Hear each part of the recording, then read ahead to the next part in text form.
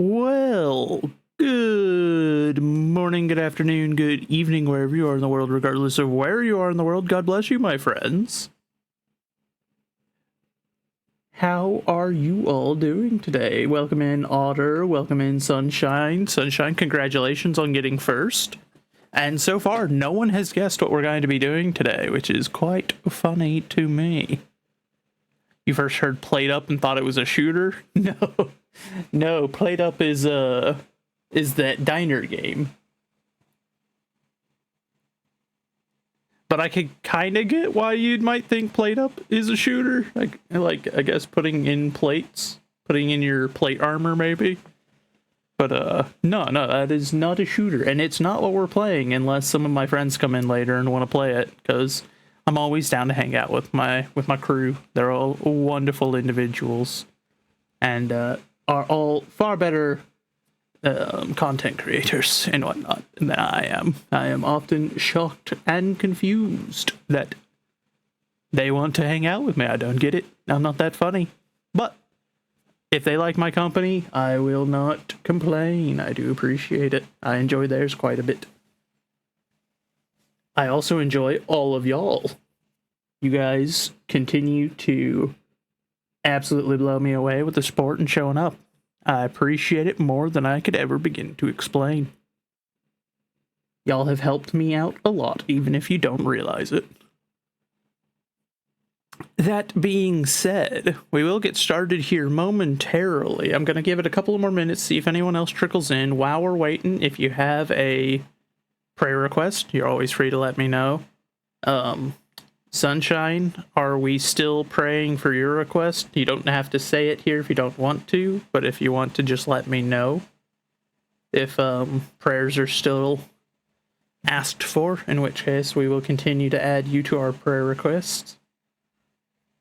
And we will see if anyone else trickles in before we get started, shall we? And then afterwards, of course, will be after our prayer, rather, of course, we will be hopping into the verse of the day, and then we will be carrying on with the book of John, and then we're going to do something we haven't done on stream before, which should be quite interesting.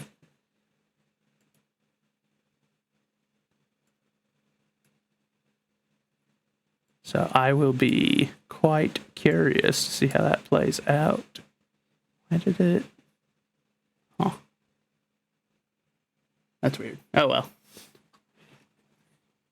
Don't worry about it. It's just my computer being a little bit odd on some things, and I don't understand why. You have a prayer request, you still have a sinus infection, and found out your grandpa's in the hospital for kidneys. Oh, do you know what's wrong with his kidneys? Regardless, we will definitely keep you and your grandfather in prayers, Otter.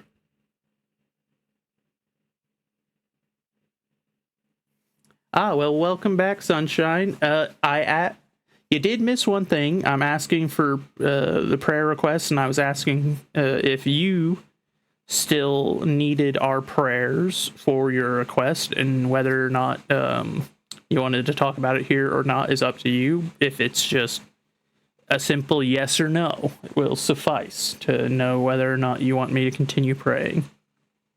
I'll always happily pray for you, and you've been in my prayers regardless, but I like to know how I can pray for someone. You'll find out later? Okay, well, Otter, keep us in the loop, my friend. You and your family will be in my prayers. Just giving it a couple of minutes longer, maybe another minute at most. Let anyone else come in with their prayer requests. Please keep praying. All right. Then I will continue to pray for you and your grandmother, and Otter, I will pray for you and your grandfather. Of course, it's what we're called to do, and it's not much, but it's something I can do to help. And if it brings even the smallest bit of relief to you, then it is well worth my time. Do I have any prayer requests? That is a good question. I'd say maybe just continue praying for my my journey with the Veterans Affairs group, the VA. I'm working with them on quite a list of things, from health related stuff to job related stuff, so I've got a lot going on with them. How are my ribs? Actually, they are, for the most part, quite well now.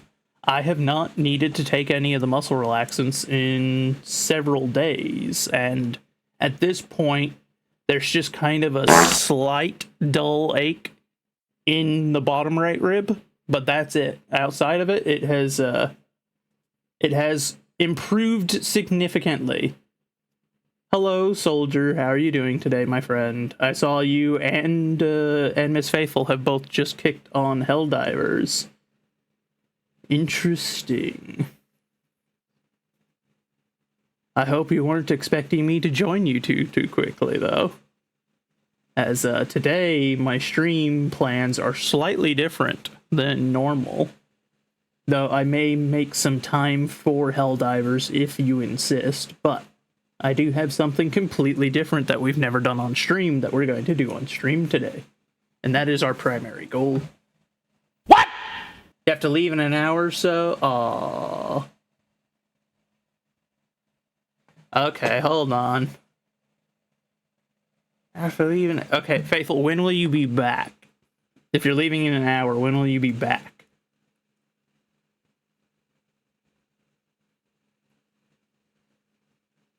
Today's a good day. Ah. That's always good to know. And soldier, you can what all you want. I have other things to do other than just play Helldivers, though I've played a lot of it.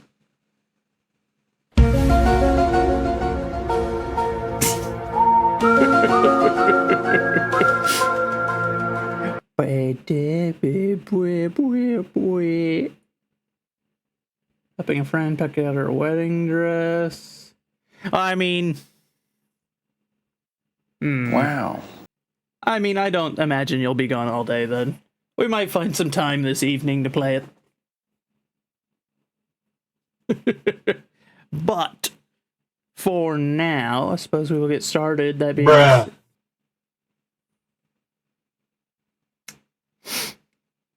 All right, are we quite done with the sound alerts, or can I start with our prayer and get into the Bible reading, or soldier, do you need to get some more bruhs and farts out of your system?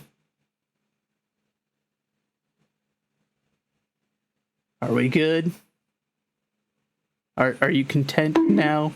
Okay, now he's gotta get a bonk out. All right, Faithful. Okay, you're done. All right, is your husband done?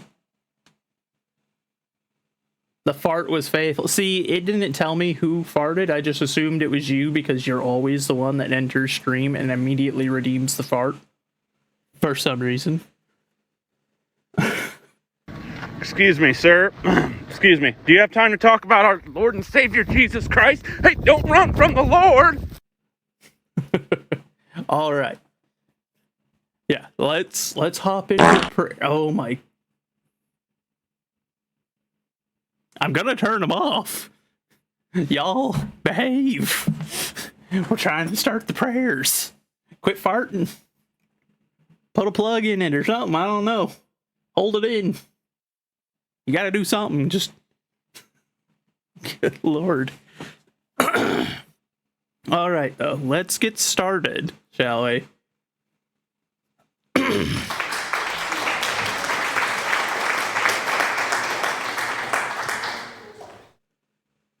Thank you. Now please hold your applause. Heavenly Father, we come to you today, and as we do, I ask that you open our hearts and our minds to the good word, that we may better understand the lessons that it is that you intend for us to take from today, whether they be found here in the good word, or they be found in our day-to-day life in some small message or event. I ask that you continue to be a strong refuge for us, a place where we can gather with our fellow Christians, where we can renew ourselves and refresh ourselves. We live in a world full of very, very worldly temptations that circle all about us, and I ask that you give us the strength that is required to resist those temptations as we continue our walk our journey to live in a Christ-like fashion that is pleasing to you. I ask that you lay your healing hands on each and every one of us. You know each and every struggle here.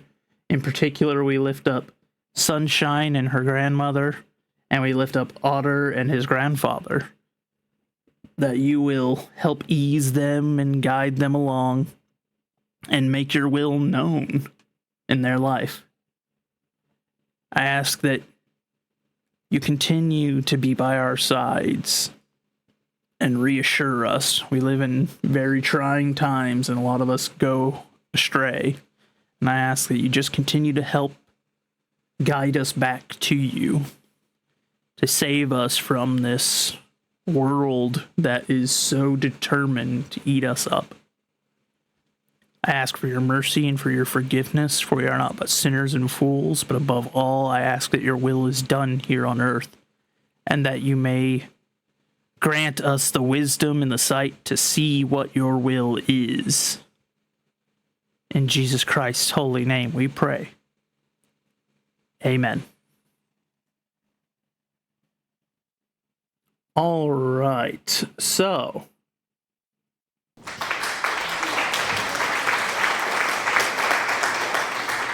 well, thank you for holding the applause at least until after the prayer. Faithful. What a dork. You can't hold it in any longer, huh, soldier? Fair. So, verse of the day coming from 1 Corinthians 15:55. This time from the New King James Version of the Bible, because for some reason the King James Version of the Bible is still broken on this website. Whenever it comes to the verse of the days, it like cuts this lower half off. I don't know why. I hope they'll fix that. However, 1 Corinthians 15:55, O death, where is your sting? O Hades, where is your victory? An important reminder, even in these times where there's so much darkness around us and it's easy to get dragged down by everything, that at the end of the day, not only is victory coming, but death has already been defeated. Death is not something that we as Christians should fear, as our Lord has overcome it and has promised each and every one of us that we too will overcome it. Whenever that day comes, we will all be brought back. And that will be a glorious day, to be certain.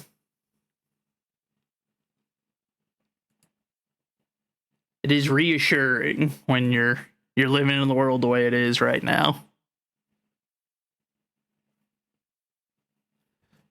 Moving on to John 16, yet another one where we've got a lot of speaking from Jesus. We do have a couple of little breaks in here, unlike in the last chapter, which was just all straight.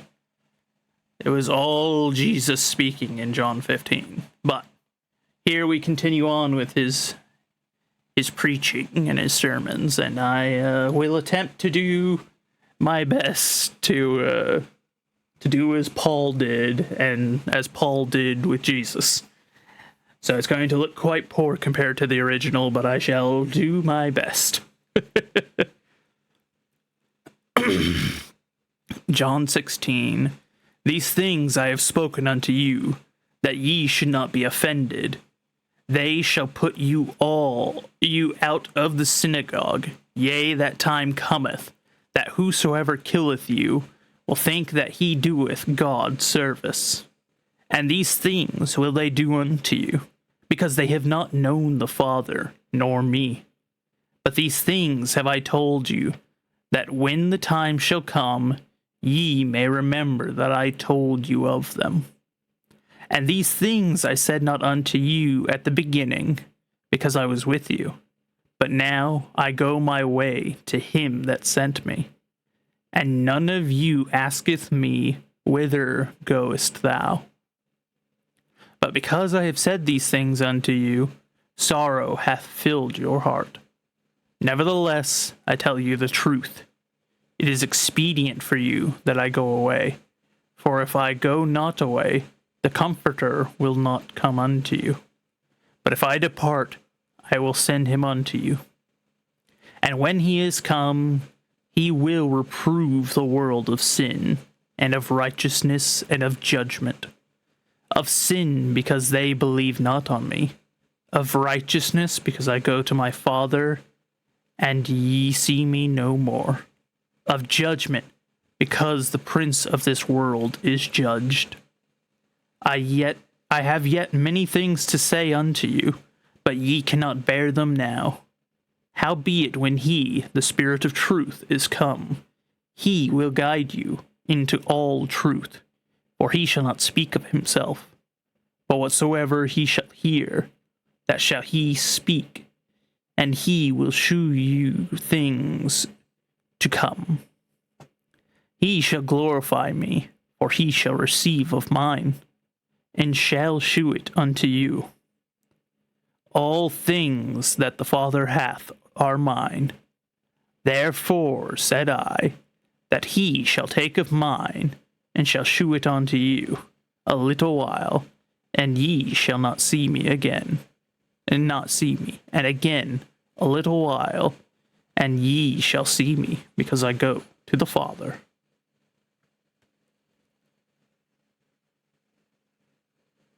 Then said some of his disciples among themselves, What is this that he hath saith unto us?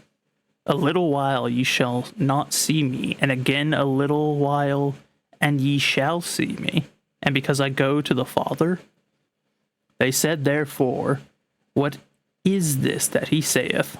A little while, he cannot tell what he saith. Now Jesus knew that they were desirous to ask him, and said unto them, Do ye inquire among yourselves of that I said? A little while, and ye shall not see me, and again a little while, and ye shall see me?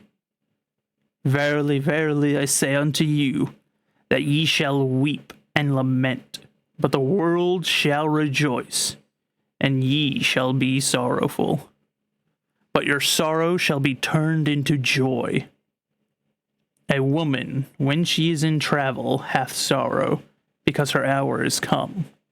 But as soon as she is delivered of the child, she remembereth no more the anguish, for the joy that a man is born into the world.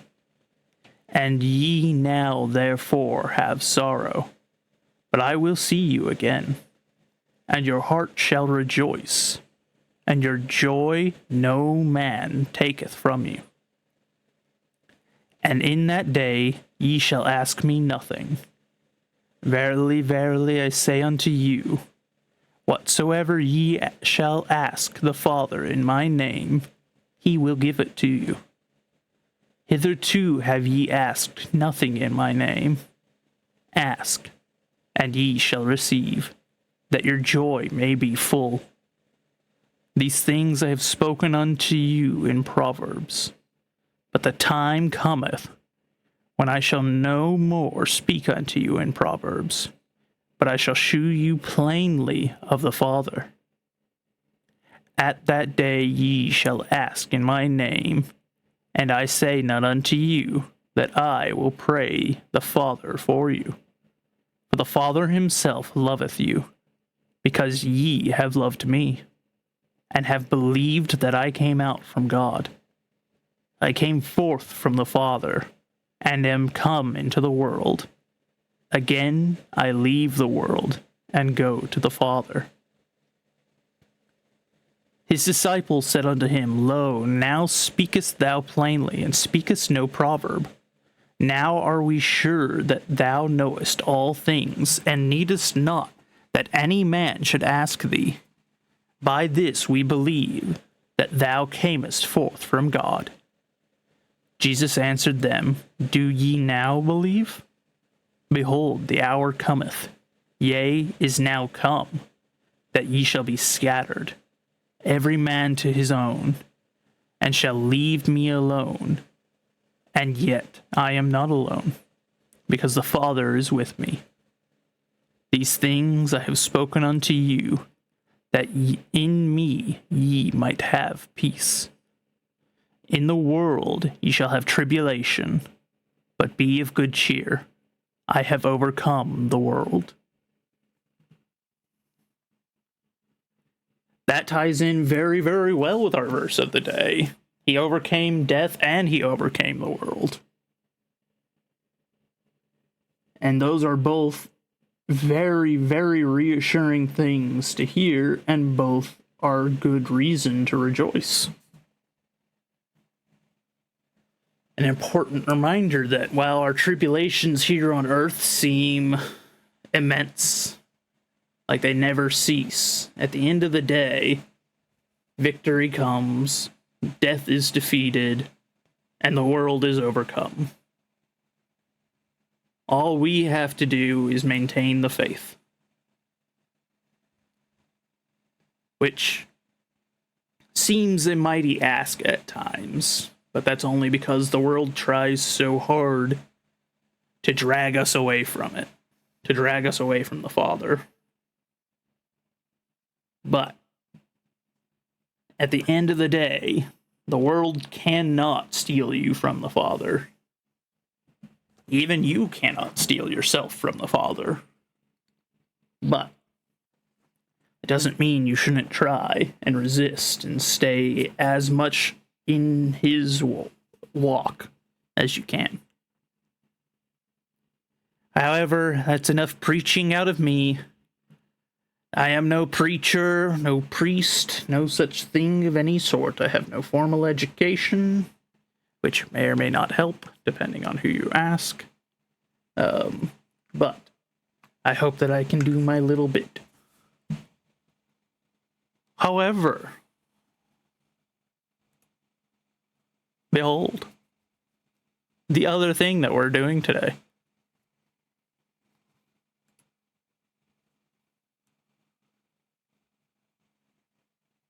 We're going to try and be doing some art. Something that I don't do very often.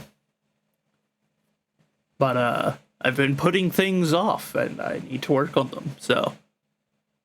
Today, we're working on the map that I have been designing for the D&D campaign that me and several of our friends have been running.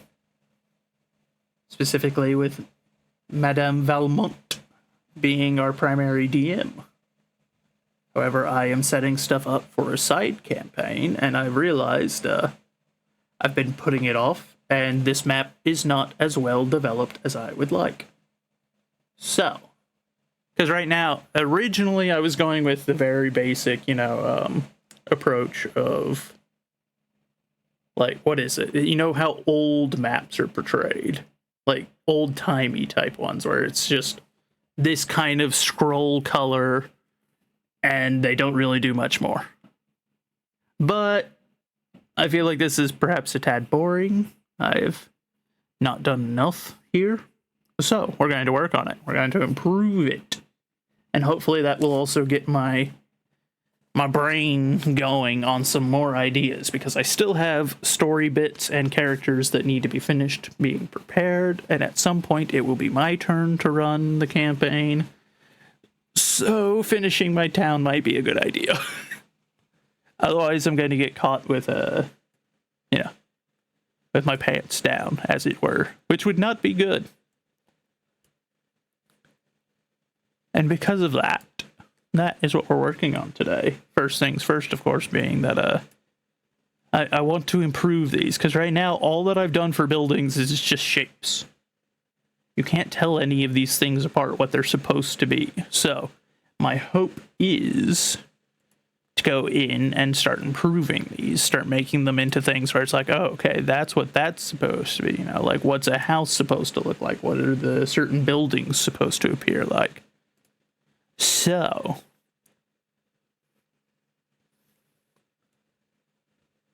that is what we will be working on today, at least for a little bit. Because I do want to start getting this properly developed, because I do not have a campaign I am going off of, so I don't have any assets that I can yoink. I gotta make my own.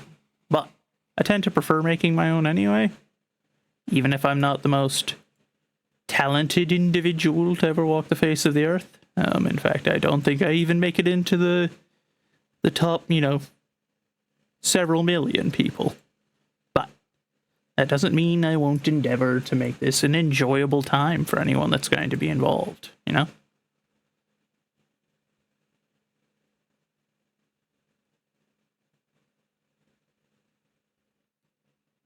Plus, you know, if I'm ever going to get halfway decent at any of this stuff, there's only one way to get decent at it. And that's to start doing it. Start working on it. Start creating assets and whatnot that I can use to improve.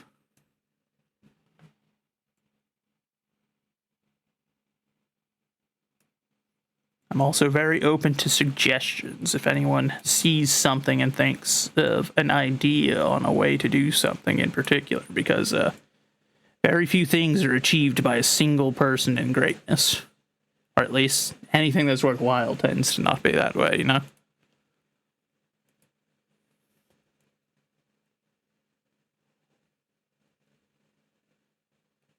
So the first things first is I'm hoping to just get some decent looking little building sprites, you know, or I don't know if it would be a sprite.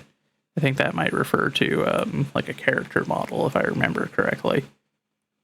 But I want to make some decent looking little buildings that are kind of more plainly obvious what they're supposed to be rather than everything just being a black square of some sort.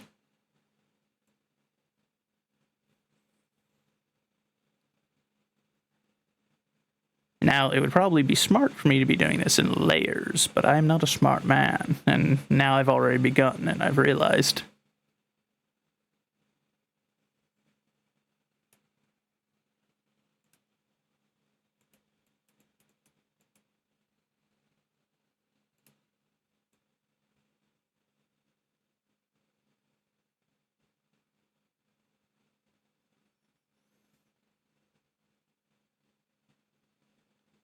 Also, I don't know if Faithful is still here, but she might be interested to hear what I'm planning for this particular campaign.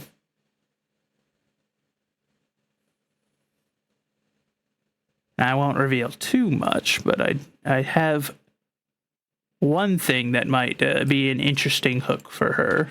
The fact that this I'm intending to write as a mystery to be solved rather than more of a combat focused situation.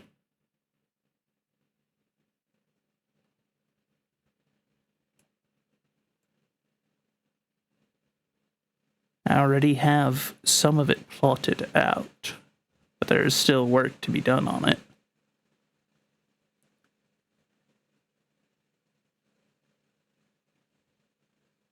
Though it's making me realize how much work some mystery writers must be putting in if they make decent mysteries to solve, because there's a lot of thinking that has to be done to make it seem at least plausible, you know, or to make it to where it's not something that can be solved in 5 seconds, looking at it and being like, oh yeah, no, it's this thing, simple as. Because that seems like an issue.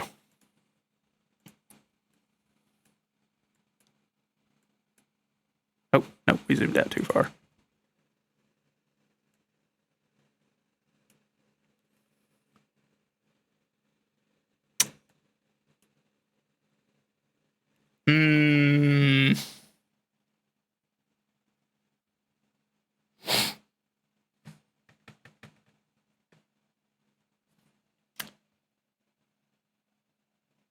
I'm not pleased. I'm not pleased with this right now.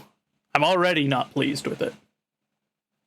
Whenever you zoom out, you can't really tell that I did that. It's just a brown block now.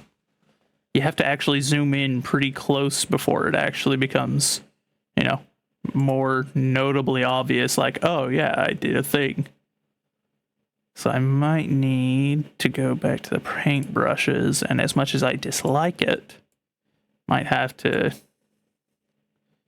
increase this stuff. We'll try something like this and see how that works.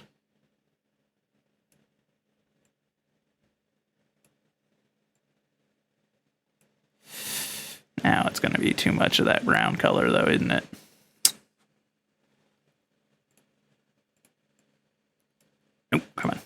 here.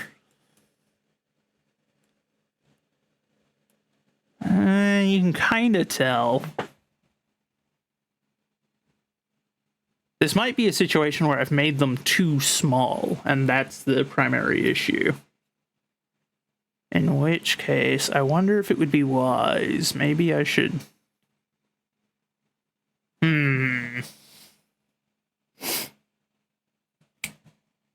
I've got a better idea, I think. So, we're going to go back to the base image. And here's what we're going to do.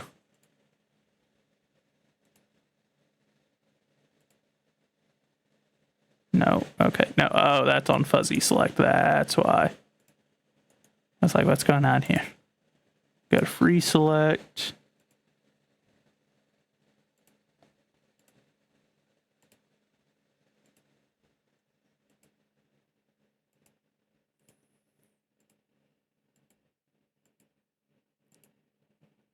Okay. So, I've got an idea. We'll leave this one this way, because I think if I use this as like an overview map, this isn't bad. But I'm going to need a map that's like appropriate to use for a D&D type scenario, you know, where the players can move around on it. So if we do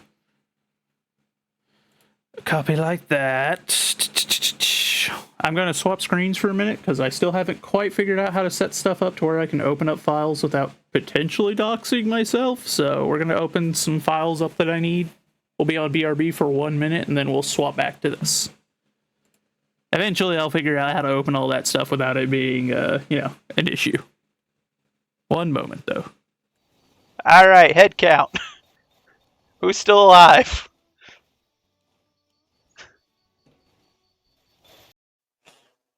Why on Oh, earth? no. Joseph, they're voting for failure. You better be paying attention. No more burning pizza.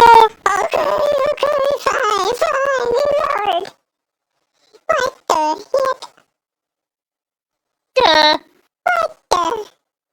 This is outrageous.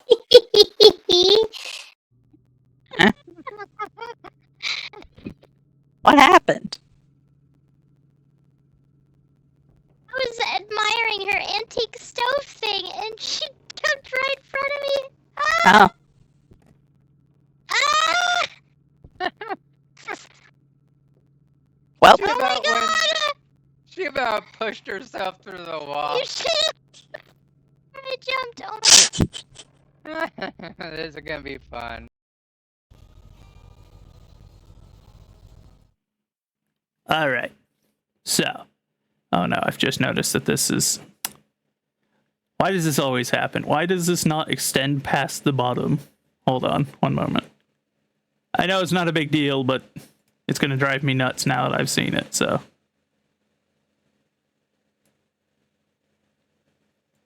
If we just... just cooperate here a little bit.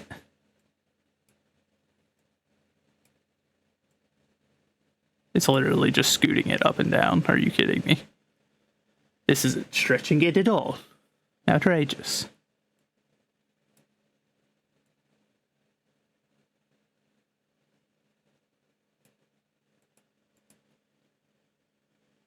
I guess that's gonna have to work. That's gonna have to do for now. I hate it. Alright, so. Here's what we're gonna do. Where's my zoom in tool?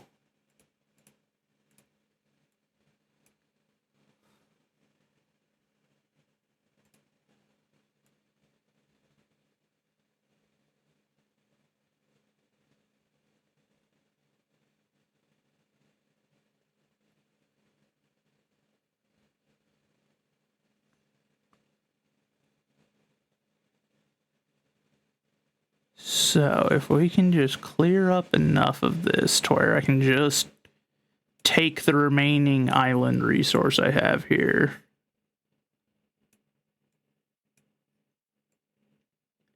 And I can use it as a building ground to make a proper map to put the players into. And this can be just more of an overview map.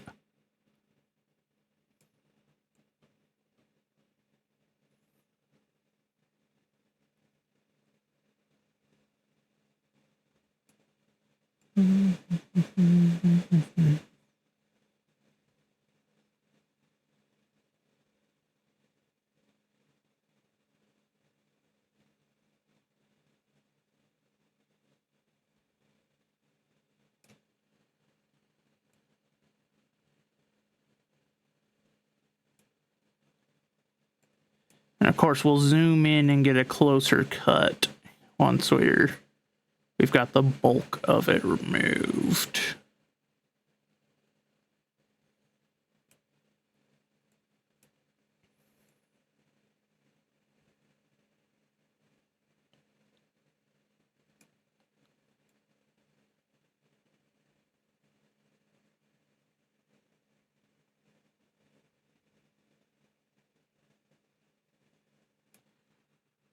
All right, so now we can start being very particular about it, which is my favorite.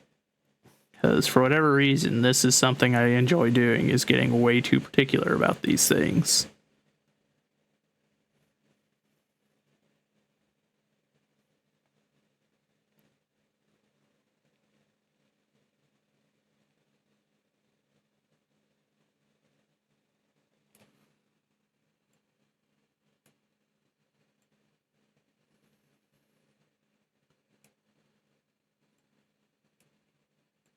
Now the only hope is Tritter doesn't come in, because I won't be able to hold a candle to her, and I would be embarrassed for her to see how I do this stuff. She is quite a proficient artist, quite good. And there's me just out here like, yes, erase the thing. This will work, maybe. I don't know what I'm doing, but we will see what we can get done. Because I do need to make this map. I've been putting it off for too long. And I'm realizing it's not up to snuff, which drives me mad.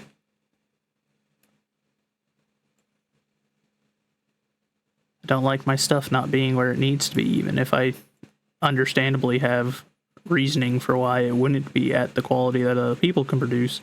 I still don't like that. Why? Because there's probably something wrong with me. But it is what it is. And who knows, maybe if I get good enough at this stuff, I'll actually be able to produce some of my own, like, you know, stream stuff. Make some funny little things for us to play around with and whatnot. But first I gotta understand the basics.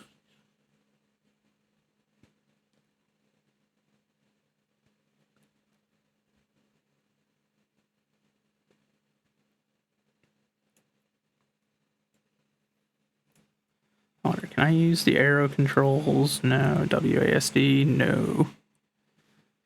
And well, it was worth checking.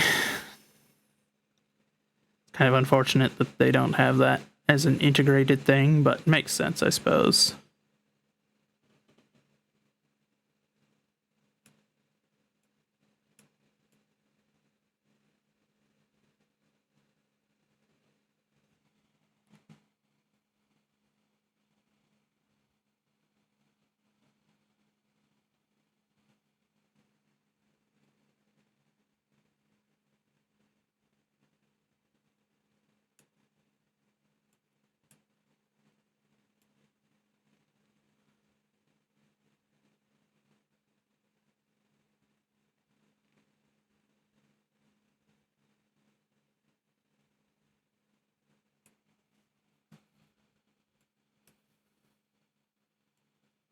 I do apologize as well to any of the viewers if this is a bit more boring than what we normally do on stream. But I also I'll be honest, I also kind of just wanted a break from Helldivers for a little bit. I love the game, but the devs definitely feel like they're perhaps a little mad at us right now for the recent major order success.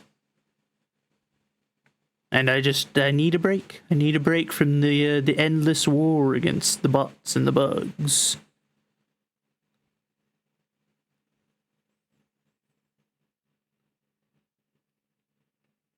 And I can't say that I blame the devs for perhaps being a bit angry.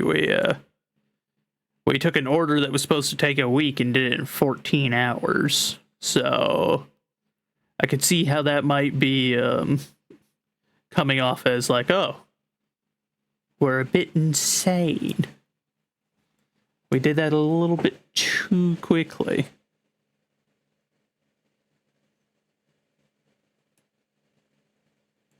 But it is what it is, you know? And at the end of the day, it is just a game. It's a fun game, though.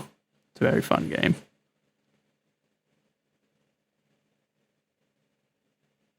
And one that has absolutely knocked some of its AAA competitors out of the water. It's almost impressive how much this company came out of nowhere, basically. Like, wasn't really that big of a thing. And then just came in and absolutely wrecked some of the biggest developers in the entire gaming development, industry right now.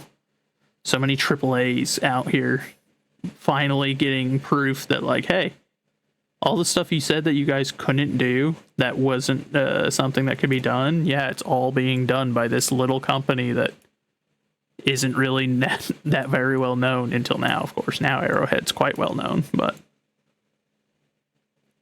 it is funny to see them get the kind of the rug pulled out from underneath them. All their pretending and acting like, oh, well, we've been doing the absolute best we can, and gamers just expect too much, and then this no-name development company comes out of nowhere and it's just like, watch this. We're going to show them all how you do it. It's been quite a fun story to watch, I won't lie.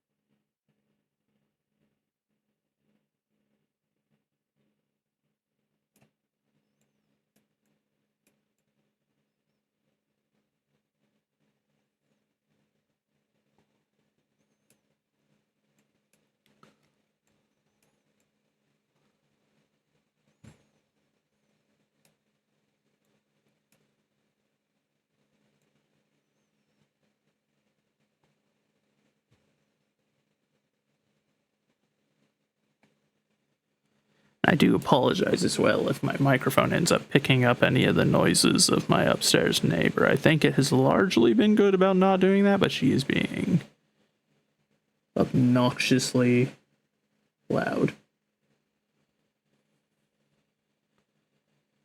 There's a medieval zombie killing game? Oh, that could be fun.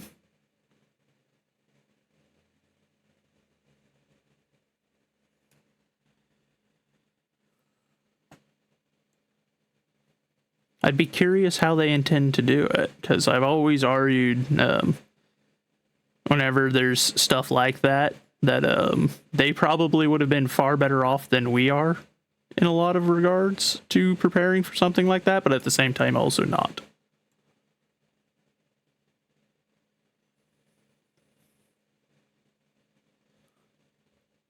Regardless, could be quite fun. Suits of armor and zombies, I know, right?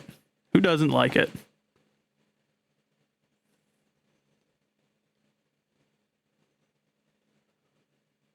Like, what's a zombie going to do whenever it encounters a shield wall? How does it counter that? What is its game plan there? Because something tells me that's going to be difficult.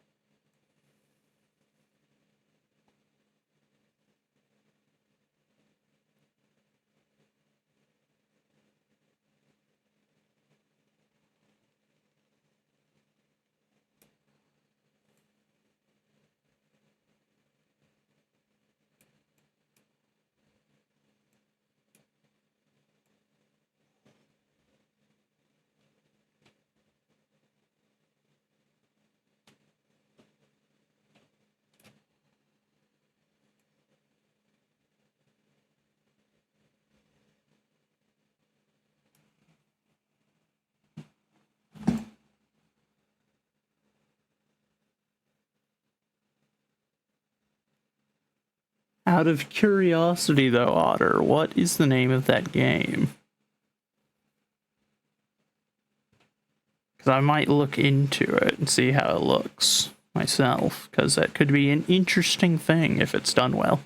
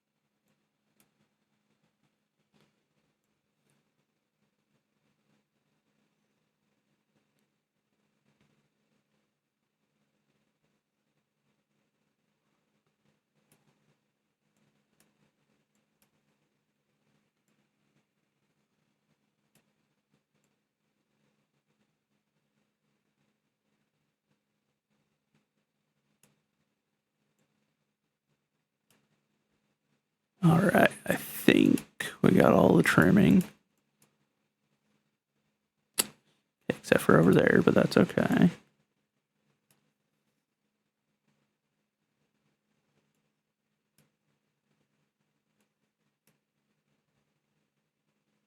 Okay, so.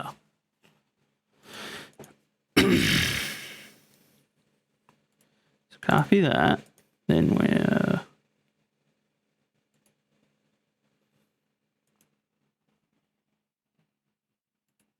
layer, let's see.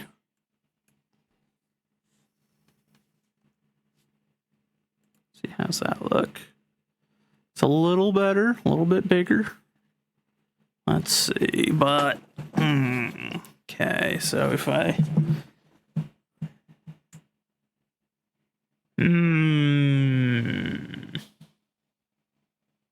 the shape is not overly conducive to this style of map, I'm realizing.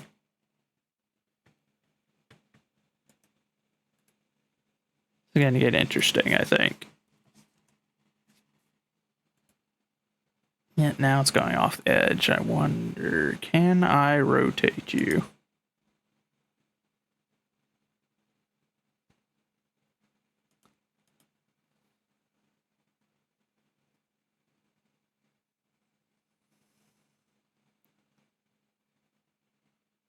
Hello, Armor. How are you doing today, my friend?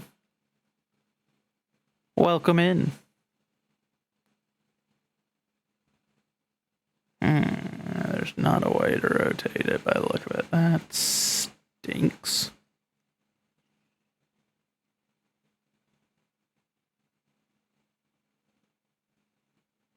Fine. Then we'll reduce the scaling a little bit. Actually, hold on. I think it's got...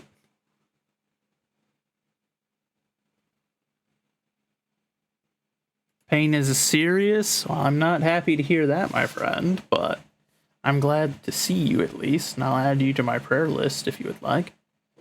How am I? I'm okay. I'm just trying to work on some stuff for the D&D campaign that I'm helping with soon.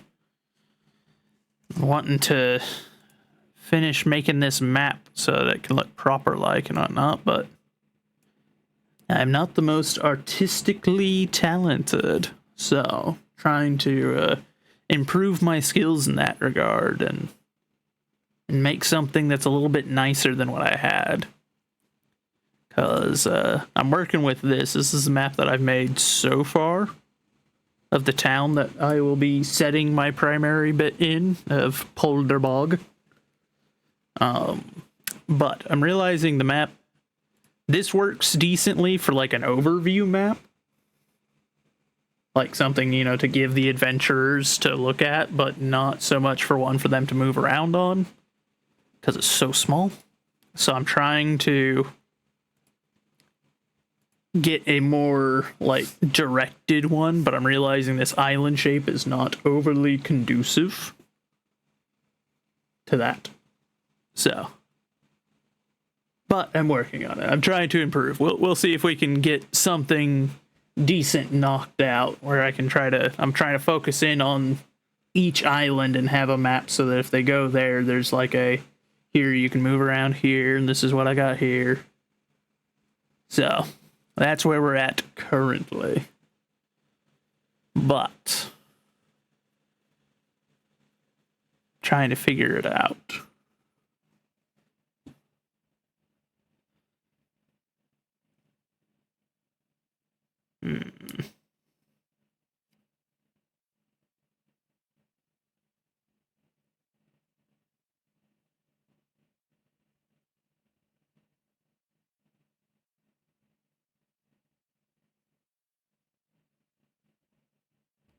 Trying to think of a good solution here. If I could rotate this, that wouldn't be such a problem because I could just, you know, flip it. But I wonder, is there transform tools, rotate? Ah, that doesn't work either. Son of a gun. Crud.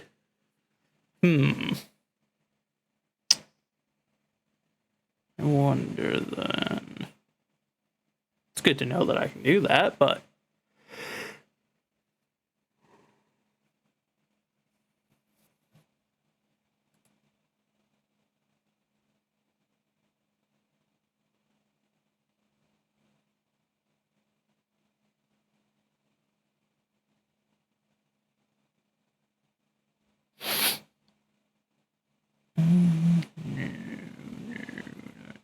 work.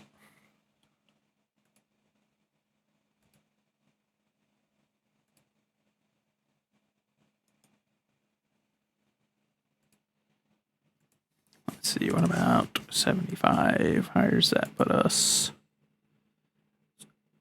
Almost too big, but it's not quite.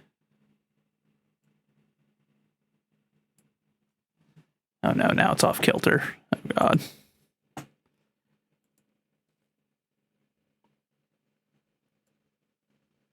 There we go. Now it's not off kilter.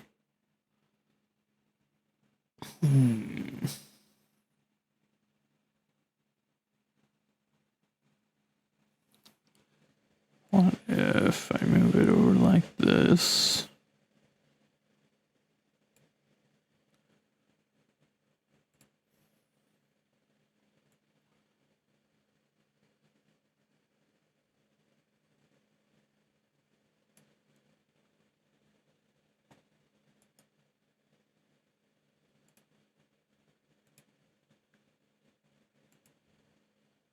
No, why did it still only take the island? Now hold on.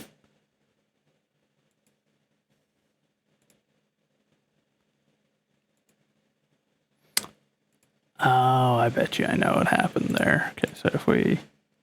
There. Now we try it. Copy. Create from clipboard.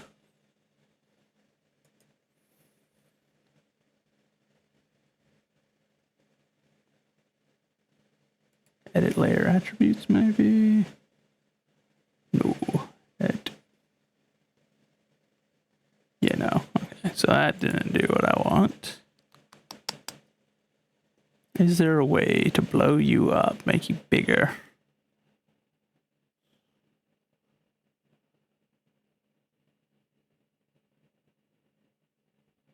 Transform, canvas size.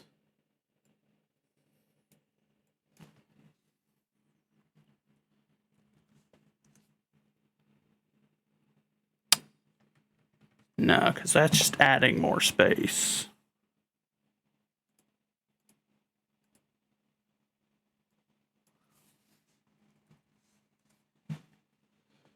Resize all layers, maybe? No. Okay, so didn't work. So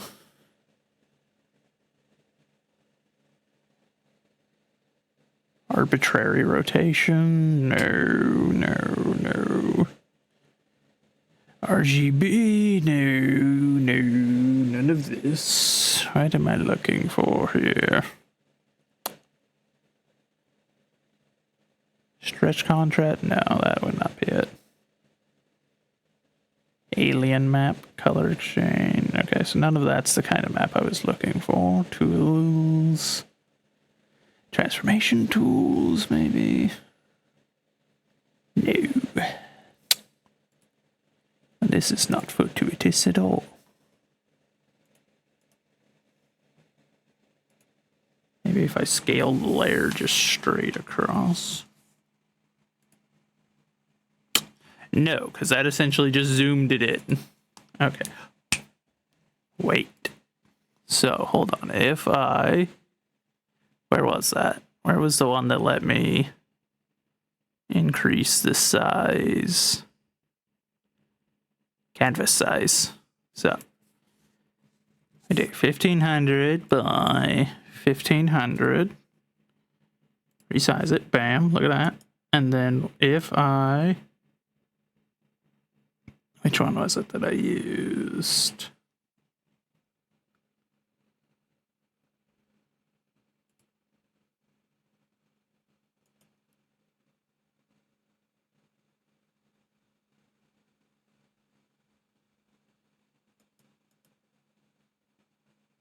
Scale layer.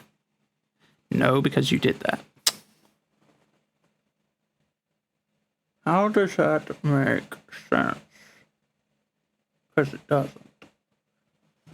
Maybe if I... And then we paste again. And then cancel that. And then can I... No, that's just dragging it around. How do I resize you? I thought I had figured out something terribly clever and then it... Scale layer, maybe? What about that? And then...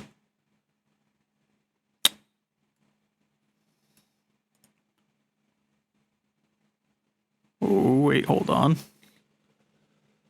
Let's see.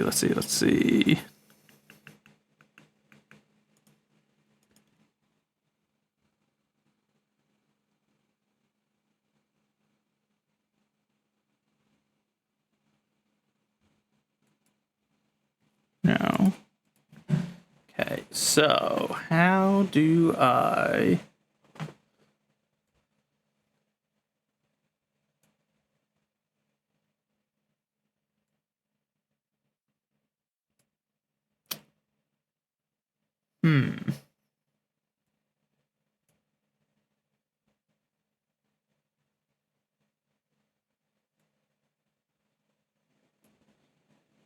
Wait, why did it bring it with the...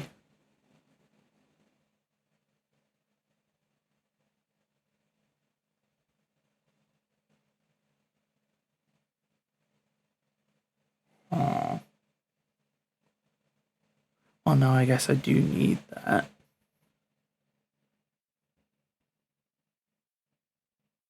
Ah, well, thank you for the lurk, Rico. Very much appreciated, my friend.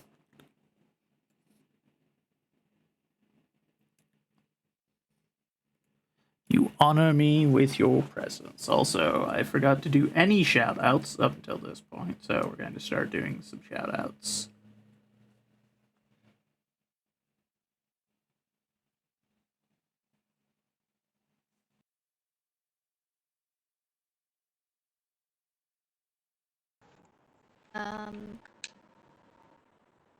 Go right there.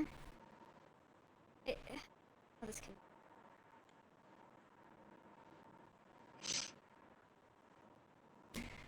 BRB. Okay. I love detailed Eli.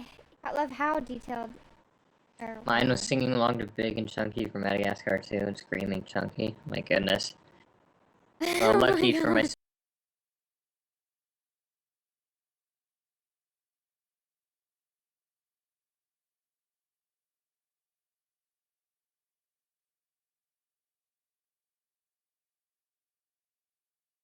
Take it! Oh. He growled at me. I have advised her to ice on it. I'm not gonna lie, you probably don't want to hear me. Excuse me? Have you heard of our Lord and Savior Jesus Christ?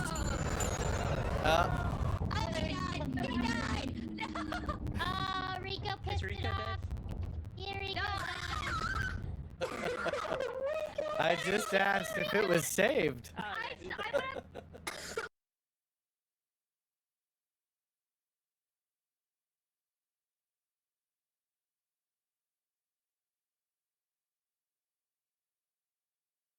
Free. You guys do have ghostwriting? It wrote in the notepad.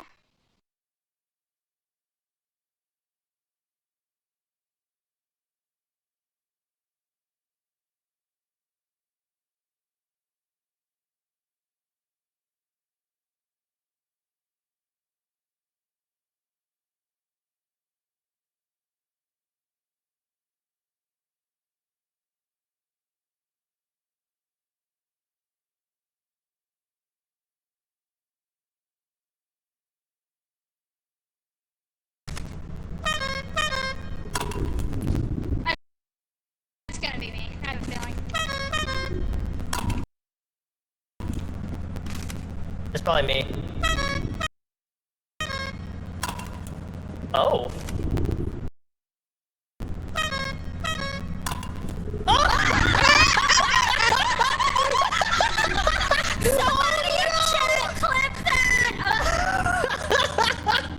Okay, now we're on 3. Last man standing.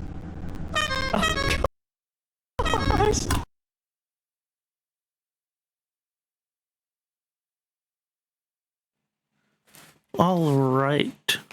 So we got our shout outs done. Also, I'm realizing that all of my bothering with trying to change the sizing of it at the end of the day has ended up having no effect because I'm still going to have to zoom in and do these.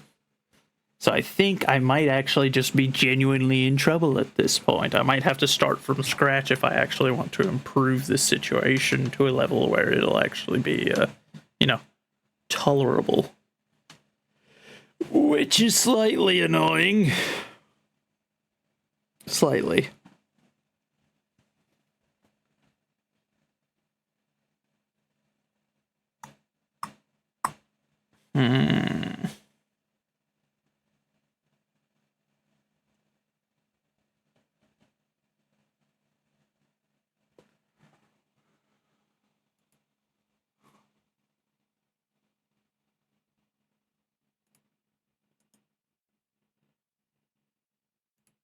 We're gonna copy that again. Oh, under the create from clipboard. No, so it didn't let me.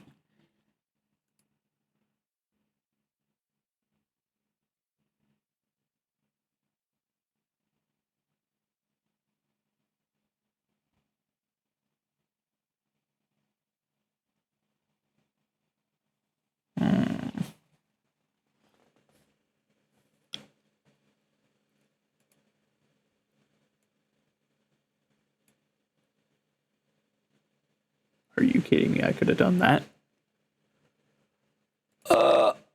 Okay, so noted.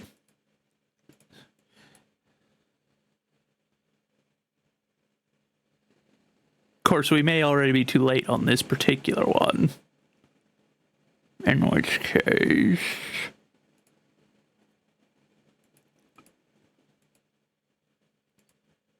back to the base image.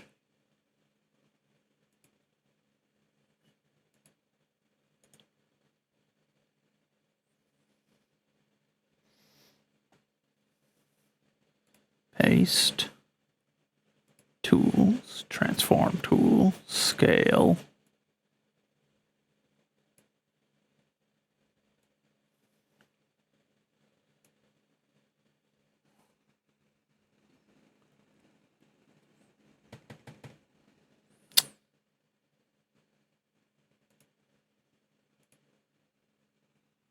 So, now question is, how do I...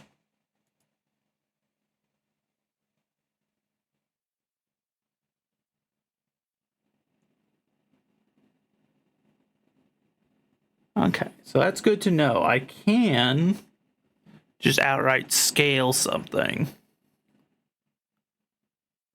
which is exceptionally helpful since I have the island all cut out. Just means I need to figure out a way to make this larger.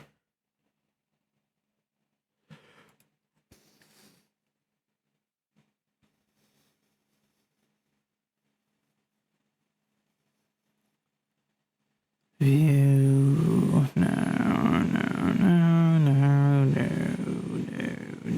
None of that. Image.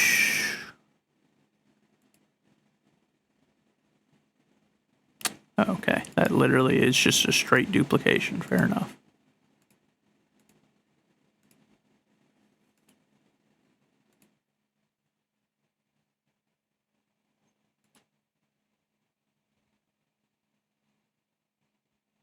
Fit to the canvas layers. Or fit canvas 2 layers.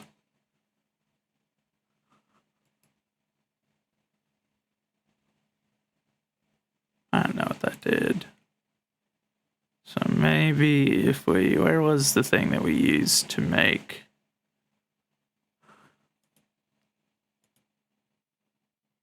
Scale layer?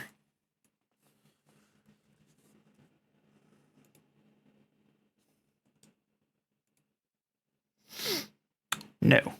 So that's just the one that zooms us in. Noted.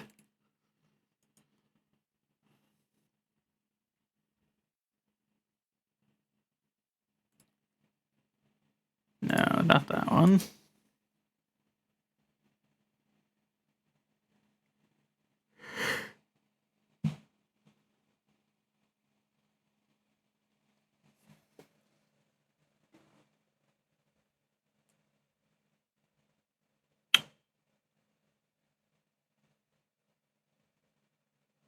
I'm realizing that this is more of a pain than I initially anticipated, and I see why so many DMs use, like, pre-made stuff. 'Cause this is difficult. Trying to figure out how I'm going to do a layer boundary size, maybe.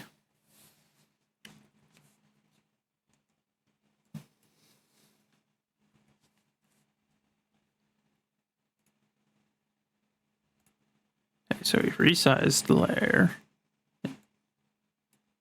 Did it not do anything?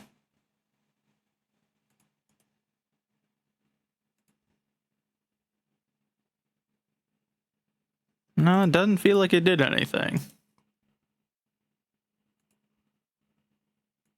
Yeah, it didn't. What the...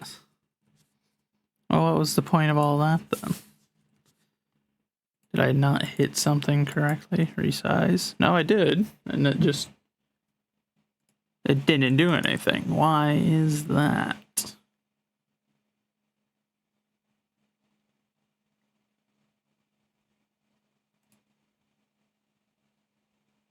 No.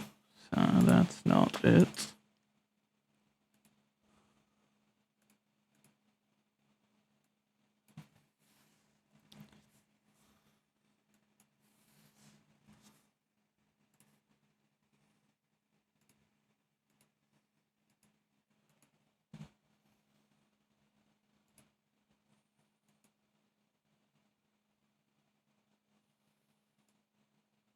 It's literally not doing anything. So why is that a thing? Why does it say that I can resize it and then I resize it and it doesn't do anything?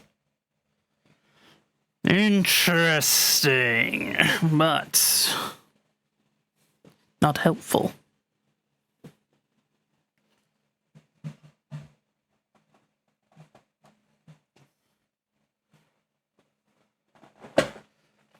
All right, hold on. I'm getting comfortable while I try to figure this out a little bit, because stuff's not adding up.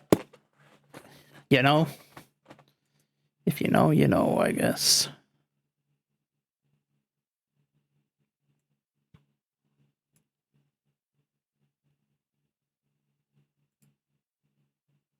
So why does it say that that's correct then? Yeah, scale it, and then it's...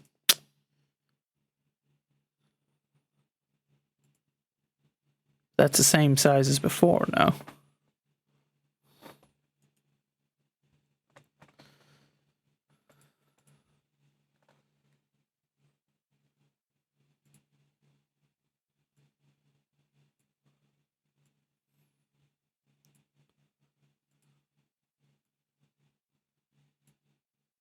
Yeah, it literally didn't change anything. So I don't know why it's saying that that improved the situation, like that did what I asked it to do, because it didn't.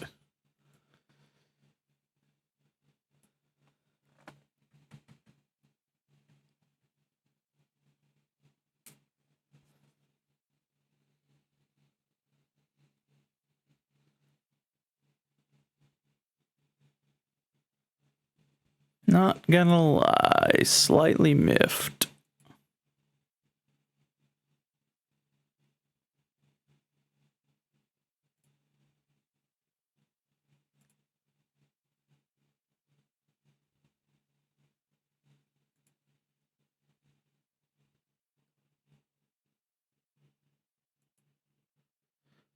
Because none of this is working the way it ought to, which is, you know, just very, very annoying. Or at least none of it's working the way I expect it to, you know? Maybe if I paint it here and then I can transport it out, but I don't.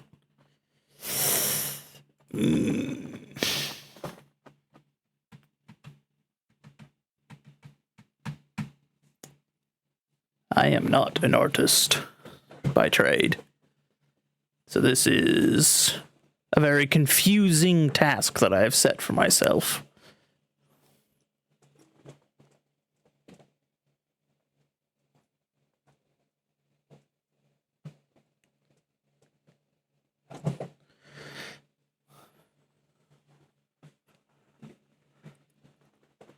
See, whenever I first opened this, I was like, okay, so what we'll do is we'll just pop in, we're going to start painting this stuff and make it look good. But whenever I try to get in there and paint it, then I encounter the issue that all the assets are far too small.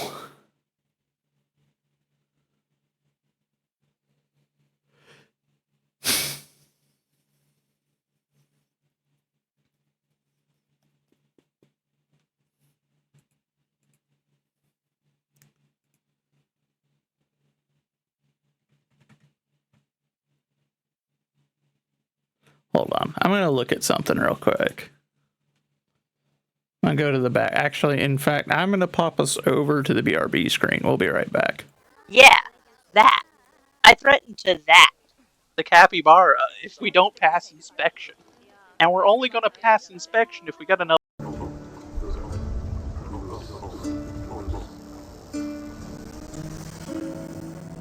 Indeed, my friend. I mean, there's rarely a time where if you're not truly trying, you won't find lessons. But if you're trying, my goodness, you can always find a way to tie the lessons of the Lord into day-to-day life. Just need to open your eyes and look.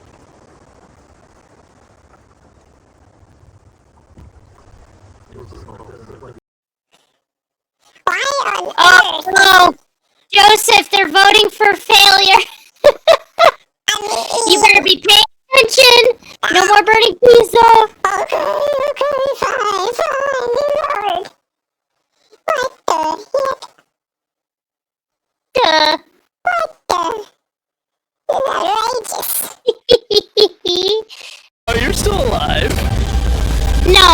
in peril. You're alive. Better get up here. Only got seconds. You know, it's kind of hard when I get pushed off a building and then people are shooting towards me because there's bugs in between us. Hey, we're killing the bugs for you. We got you, Six. We got you, Six. I wouldn't need my 6 covered if somebody didn't. I don't want Sprite. You just said soda, you didn't. What? Okay, I always drink Dr. Pepper. Don't you? Don't you cook it out? Okay, so that didn't help very much, but I'm trying to come up with good ideas here, you know, because it's just not quite working the way I think it's going to work in my head.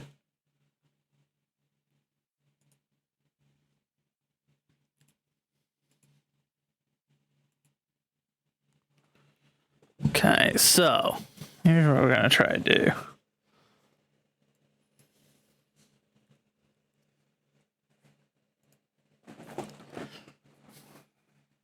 I don't know why it made it all a white background or how it ended up coming out to... Oh, wait, no, I know how it came out to this. I wonder then. Do 24 by 24. How's that look? Ah. That's much better. I was dumb. But now I am slightly less dumb. Actually, hold on. But if I set it to 25 by 2500, hold on. Hold on, we're figuring things out, y'all.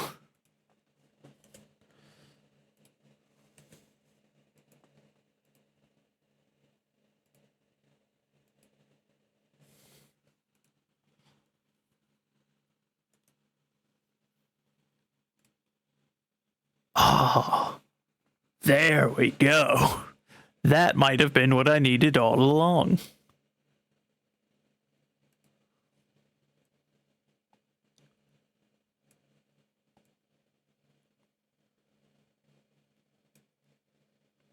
Maybe. I may just be doing a very complicated way to end up back to square one. But if that's the case, then we'll figure it out.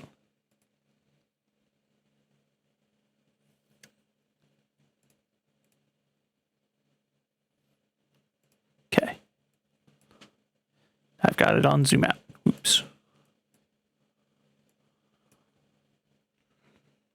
Okay. Why did it... Ooh, okay. And then this one was that one. Now, the question is, will I have the exact same issue that we were having before?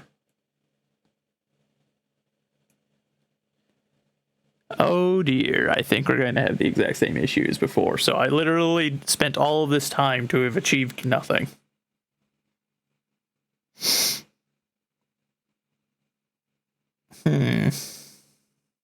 I might be losing my mind.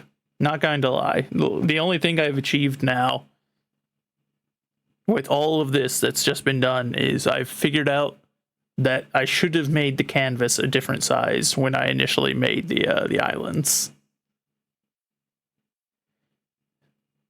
Which is a lot of work to come to that conclusion.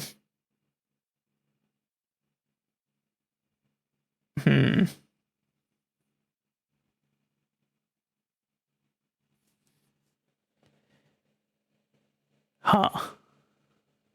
Well. Yeah, I could do this, but this, at this point, is probably going to end up looking way worse. Especially if I do that.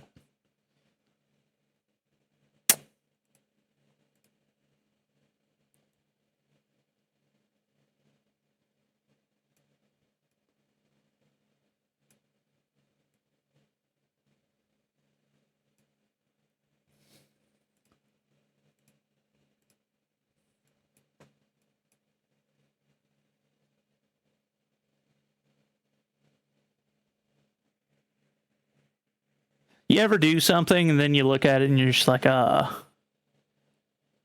a waste.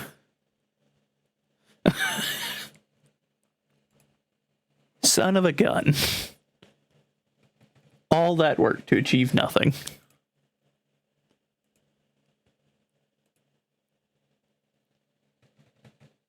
Not thrilled. Not thrilled.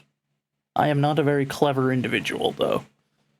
So, we're gonna figure this out.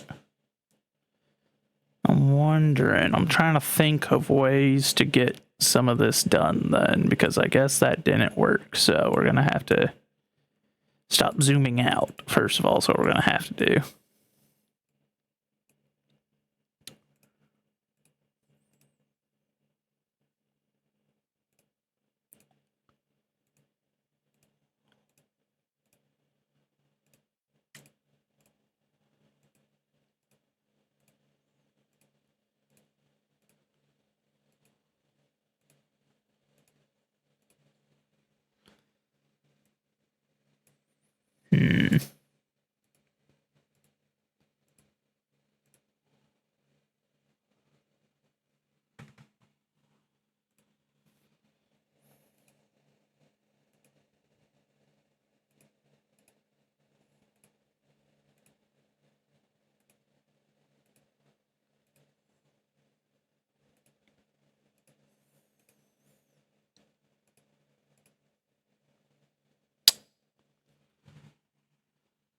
Son of a gun. Okay, so yeah, back that one up. We'll deal with that one shortly, I guess.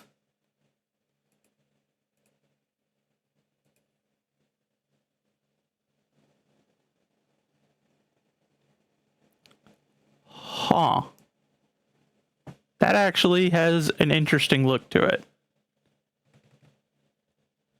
That's... I guess I have to keep that in mind. There's something that I could actually do with that, maybe.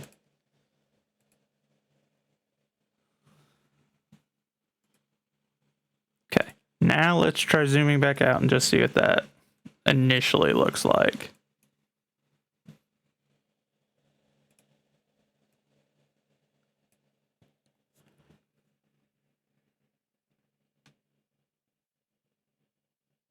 Maybe, but now I'm curious. So what if we back it on up?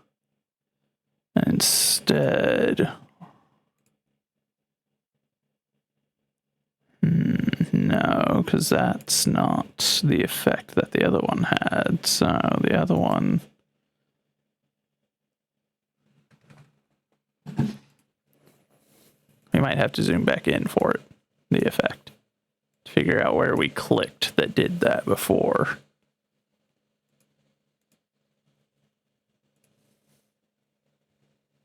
I think we were clicking like around here, yeah? No.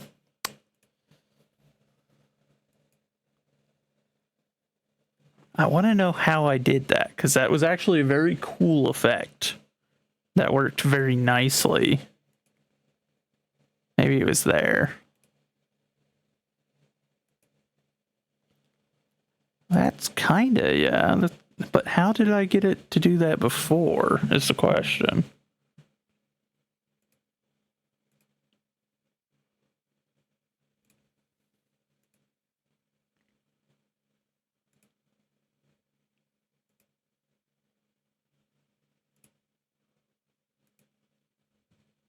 Because this is actually an interesting way to like start getting, you know, like dirt and whatnot added into the situation. But I don't know what I clicked before that just like, oh, almost that. How did that happen? What did I click that did this differently? I have no idea, but like, that's a major step forward on it. Also, thank you for the fart, Otter. You actually kind of startled me there, I'm not gonna lie. I wasn't expecting it.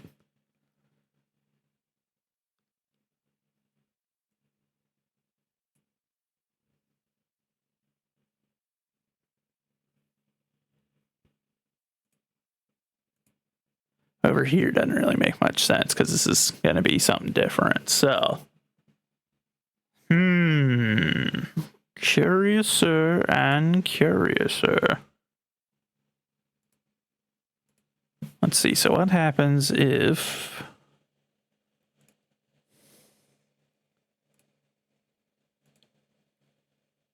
No, not quite like that.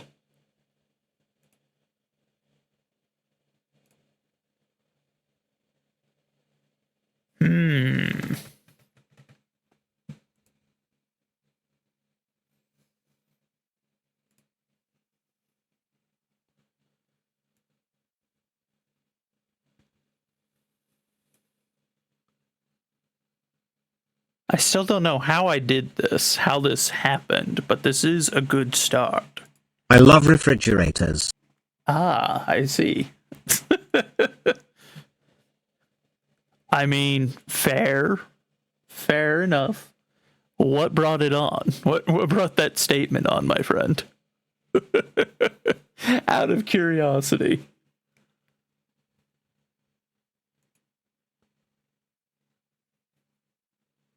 Why were you simply overcome with your love of refrigerators just now?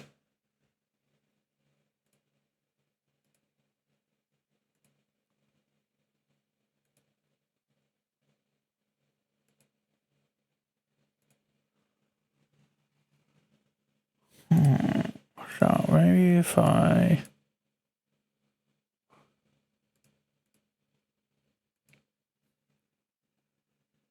Ah, yeah, fair enough. I used to do that whenever I worked at a deli. Whenever it was like particularly hot, I'd step back into our freezer every now and then just to cool off a little bit.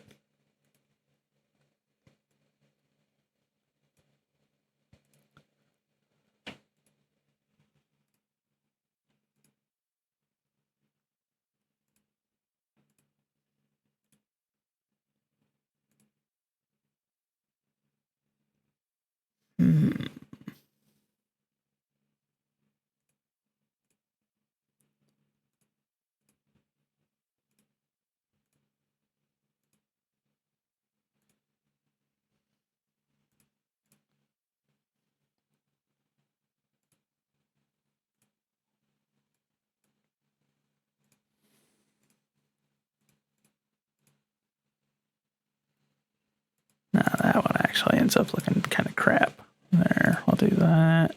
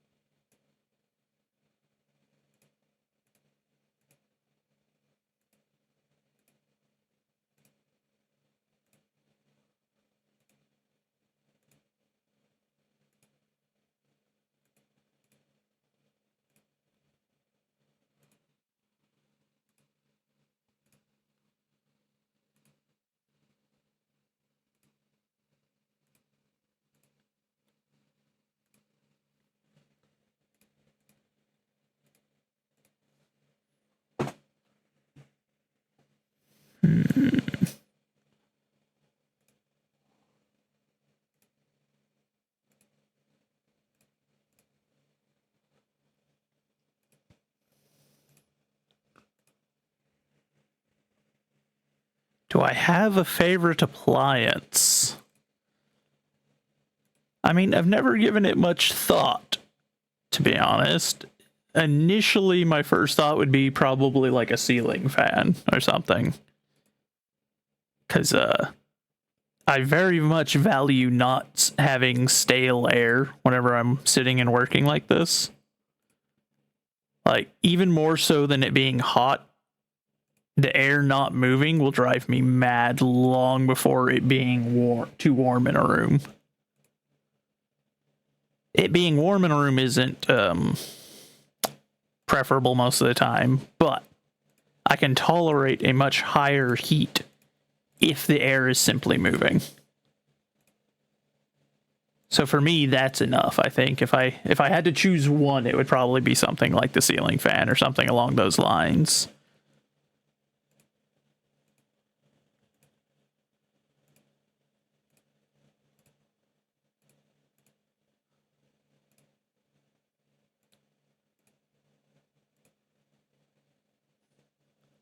Though I must admit, that was an interesting question, because it's not something I've ever stopped to consider, I think.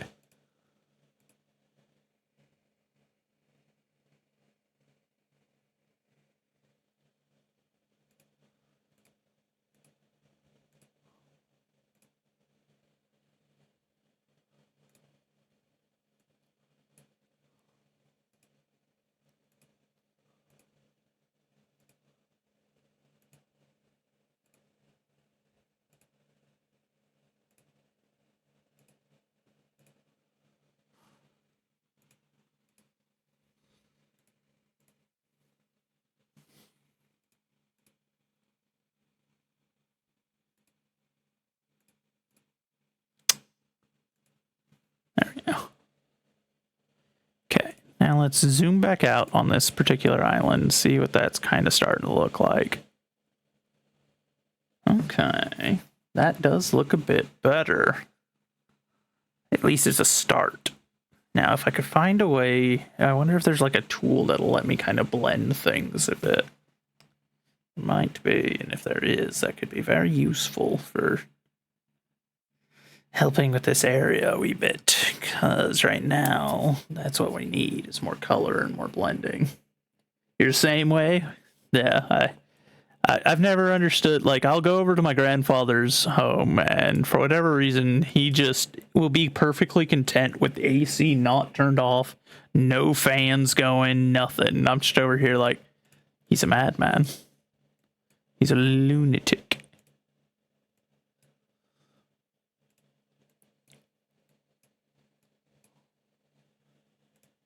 Okay, I need to hit a balance. I keep zooming in too much and then out too far.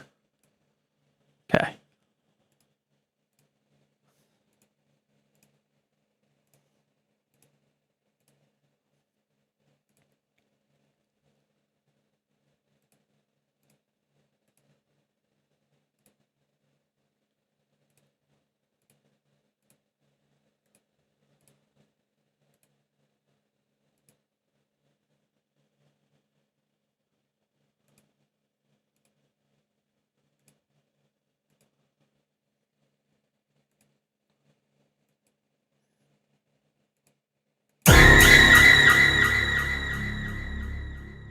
Okay.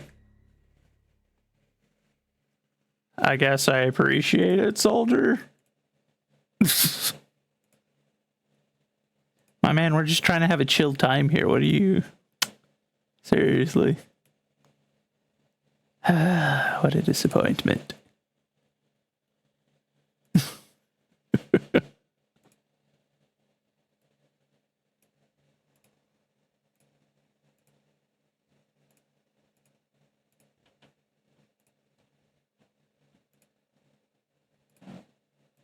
My apologies to anyone who was just minding their own business until just now.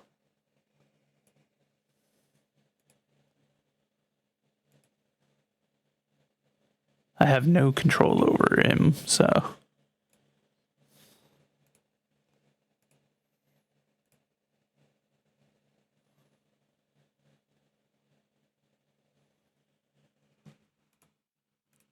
Let's see, so if we zoom out, how does that look in comparison? Okay.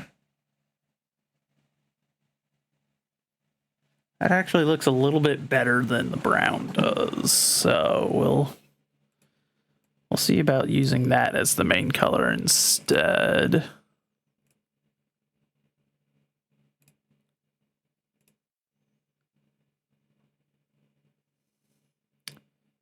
And that works pretty well, because other than a few spots, it actually largely still left the brown on the roaded, like the areas that I was going to have as roads.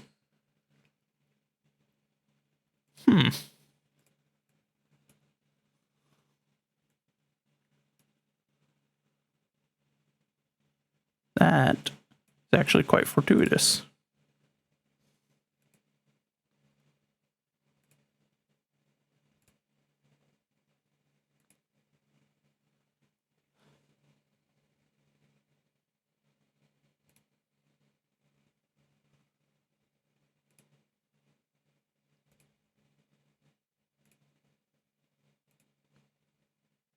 guess right there we'll need some work. Actually, we could probably just, yeah,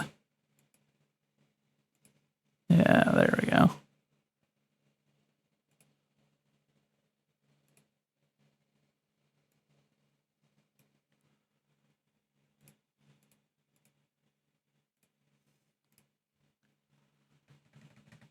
So why didn't it do it?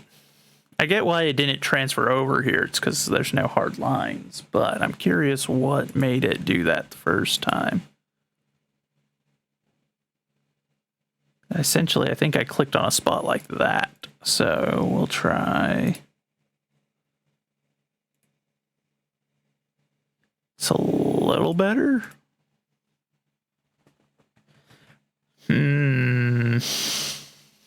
I'll do something like that.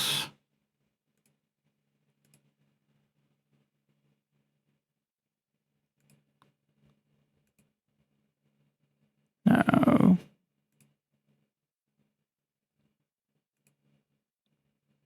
That works a little bit better. What if we...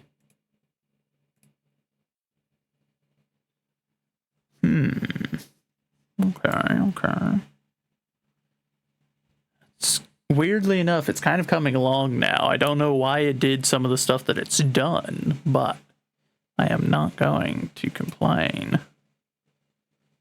Because some of it has been extremely helpful. So, let's see.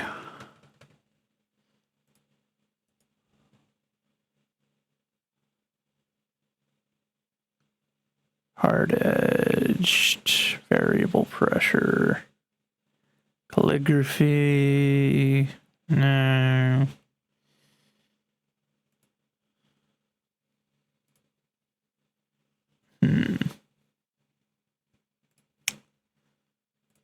Not quite that.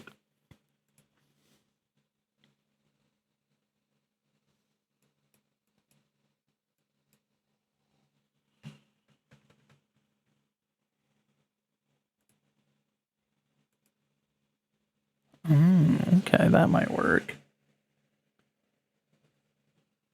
Okay, so we'll do it that way. We'll scoot it back to here. We need a more grayish color, so...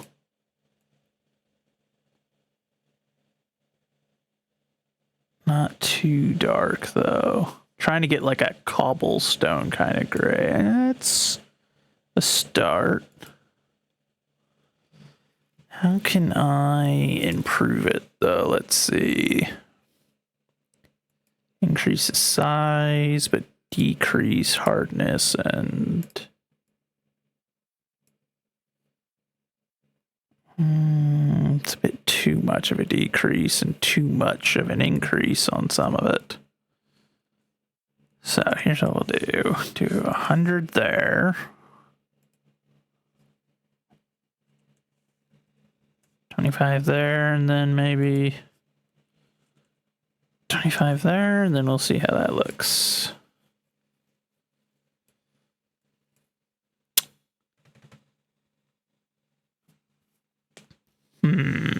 No, because now it's going over edges. That's not what I want.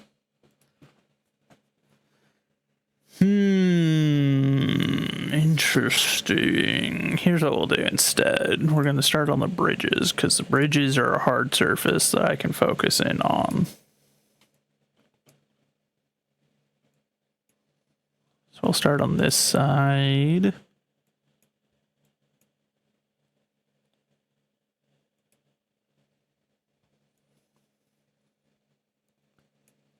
Okay, actually, because we don't want that color, we want kind of this wood color.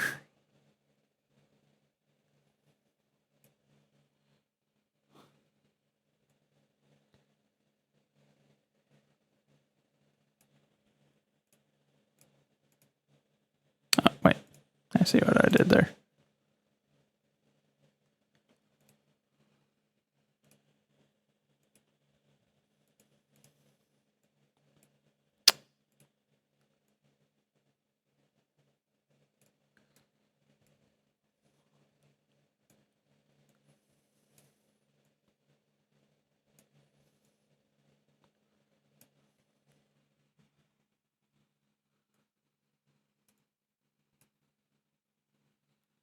Okay, and now if we zoom back out,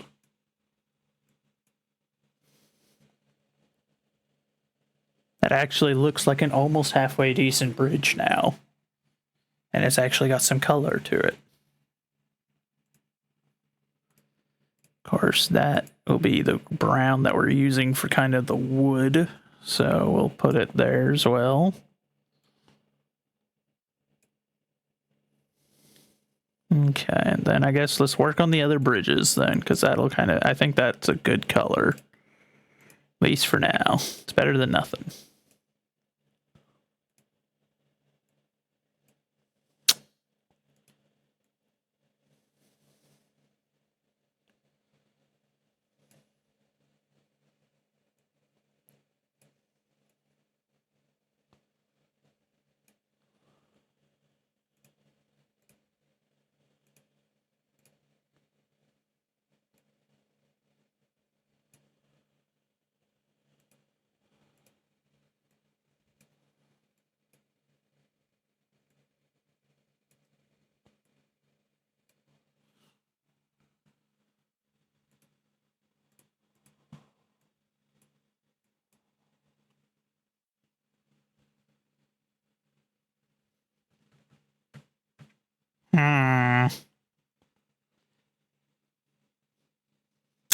I'm going to quit judging it. For now, we're just going to focus on getting each of the bridges that way, and then we'll see what it looks like once they're all that way. Because right now I'm making far too preemptive of judgments.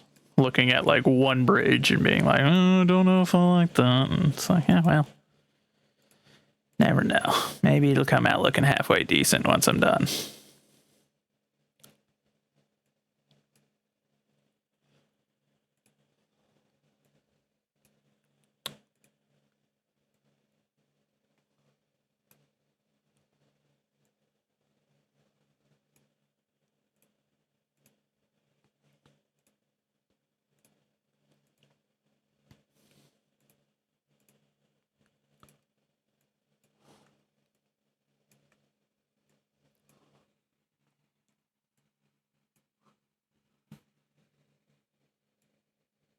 There it is. I was like, I know there's another bridge around here.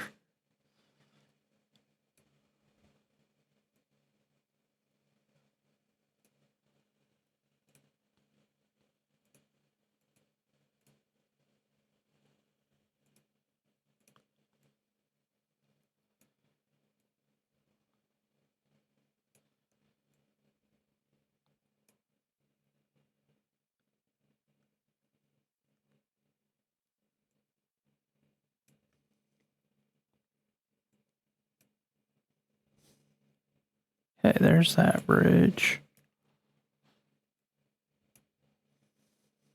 There we go.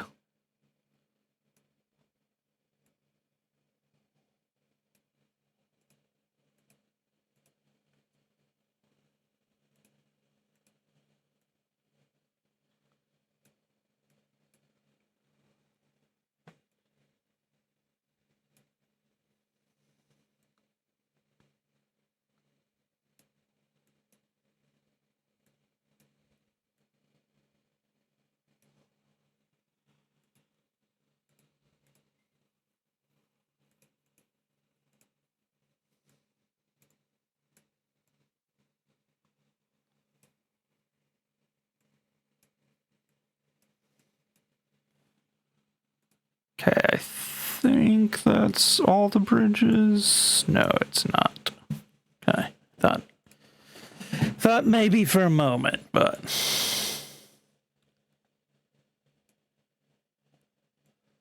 this might be the last one though. So if that's the case, once we're done with this one.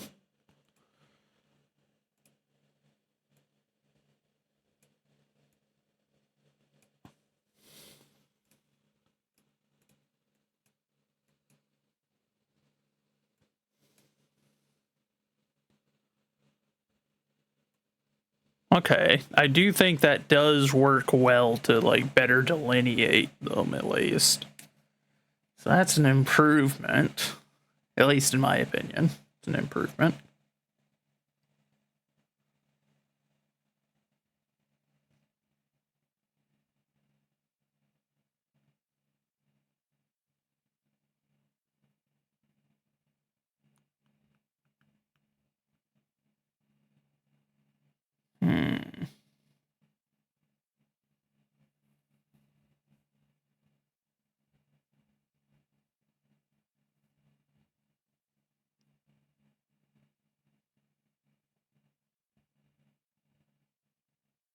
Now the question is what color to use kind of for these buildings, I suppose, as the primary color. Of course, there's got to be a few that are going to be made of stone, but the large majority of the structures here, at least, would be made out of wood.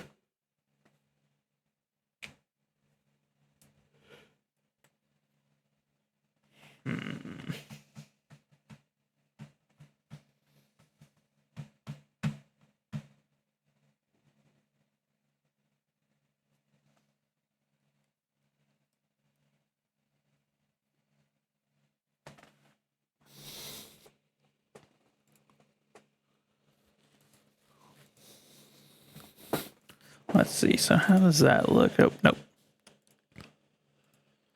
Keep forgetting.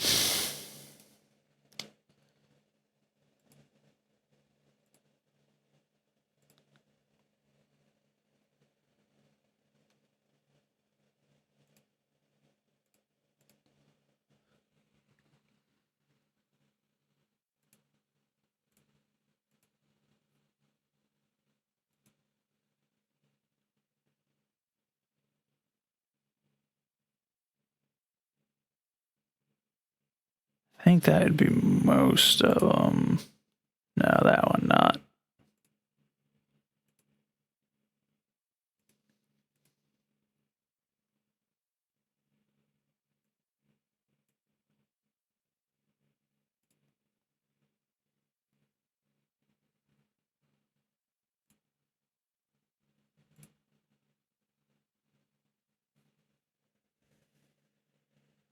Anti-gremlin stance. Oh dear. Okay. Oh.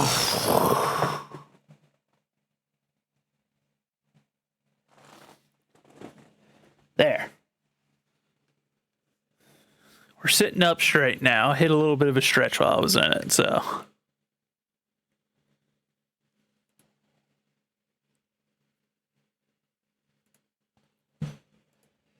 So if we do that kind of a color, bring it up.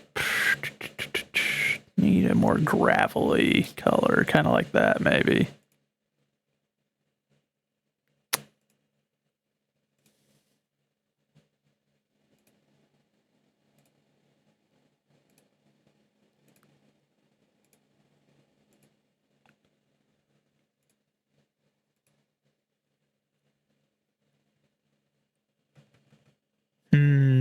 That's a bit too widespread for what I'm hoping for. So instead, we'll do something like have the main street, the rich people area.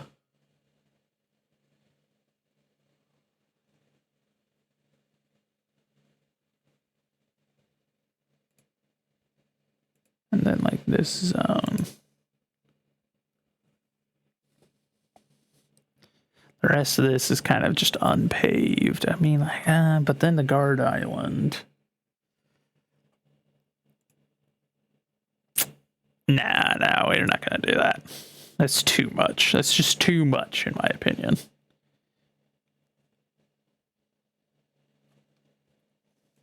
And then specifically right there, as it enters into the mountain. The rest of this would largely be unpaved areas. So,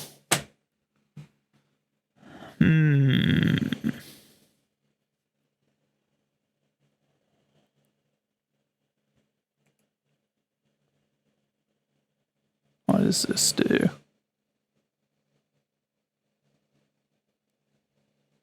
Oh, that's interesting.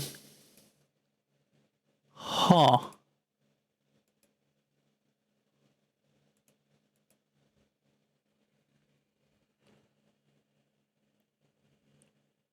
I mean, I guess that could be interesting for like trying to give the island some more natural shapes in a few areas. Oh god, it messes with the underlying map. If I had known this. Yeah, hold on. Let's back it on up.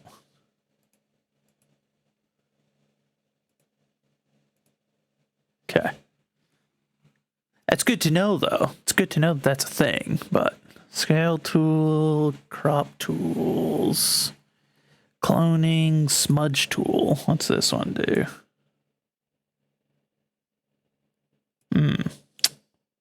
It's a bit too much, but could be a useful tool. Let's see if we lower it down, maybe.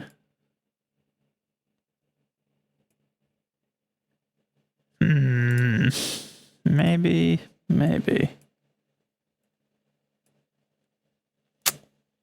Still a lot, though. Let's back it up a little bit.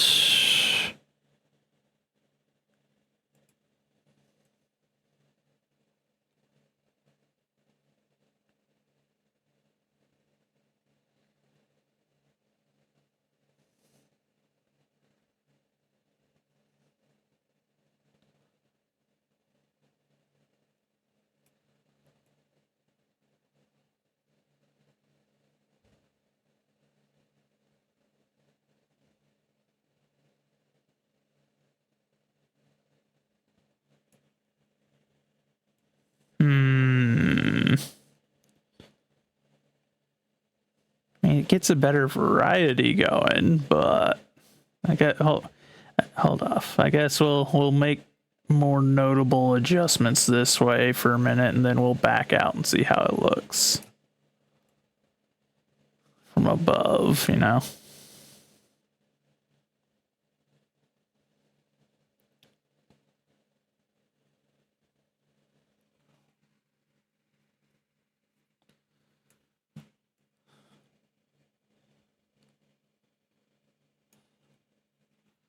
Okay, now let's back out and we'll take a look.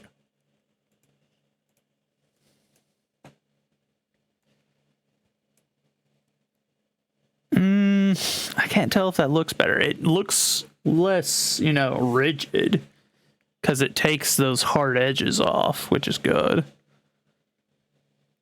But it is also, yeah, kind of just smudging it all around, which isn't desirable either. Path tools. What's this?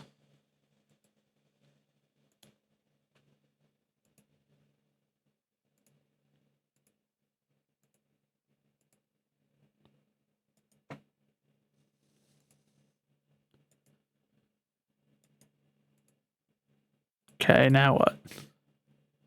Fill path.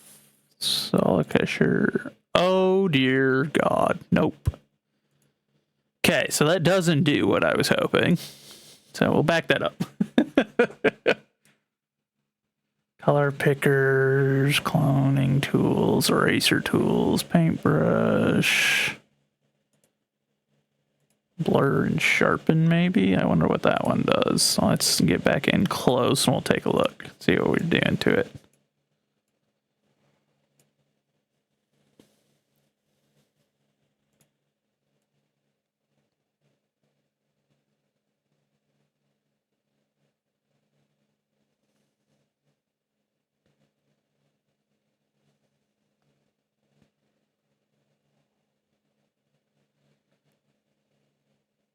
Okay, what's the difference between this and the smudge tool? Feels like it's the exact same thing.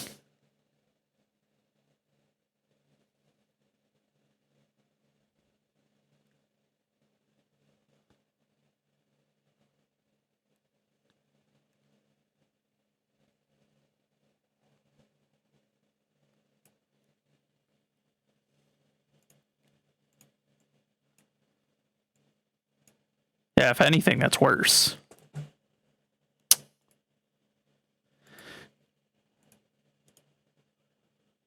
Dodge, burn, selectively lighten or darken, selectively blurring and unblurring. I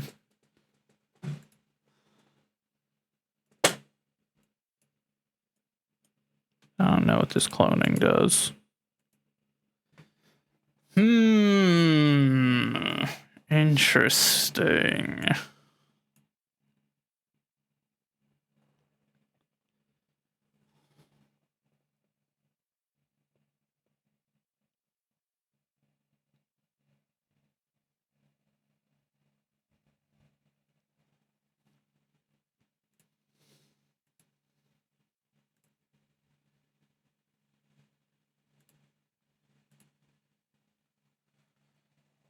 Didn't realize I had done that and didn't mean to, so backtrack that one.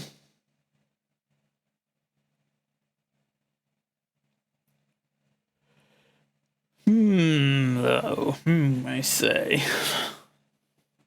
Because on the one hand, it does, at least in my opinion, it looks a fair bit better than it did at the start. At the very least, you can more clearly tell what certain stuff is, but I just don't know how to get this area in particular to clean up in the way that I'm thinking, you know? It's one of those things that's in your head, and it's like, okay, now how do I get it out of the head and onto the product? Because right now, it don't want to do it. So, what if... Bring this closer so you can hear me a little bit better, I presume. Do that, and then what if we just... it's a bit much still. Let's... That's a little better, so we can scoot it back to here.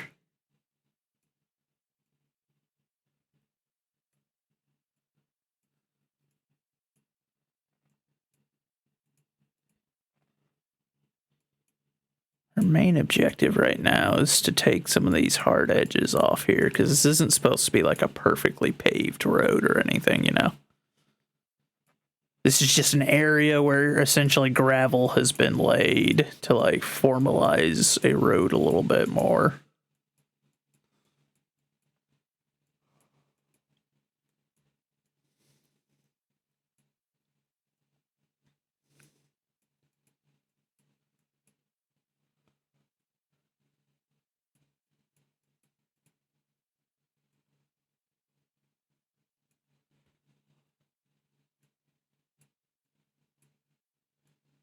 Especially through here, this area needs some working.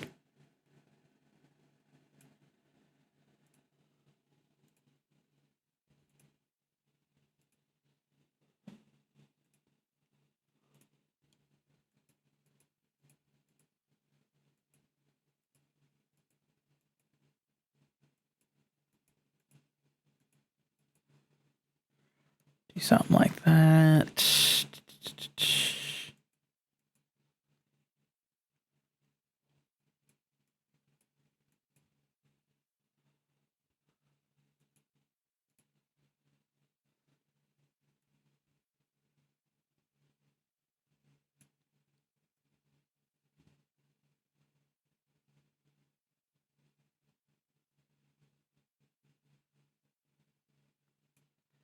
I wish there was a way to tell it like, hey, don't go over these black lines under any circumstance. I wonder. I mean, I could probably just go back through and touch them up. It won't be a big deal, I guess. But come on, cooperate. There we go.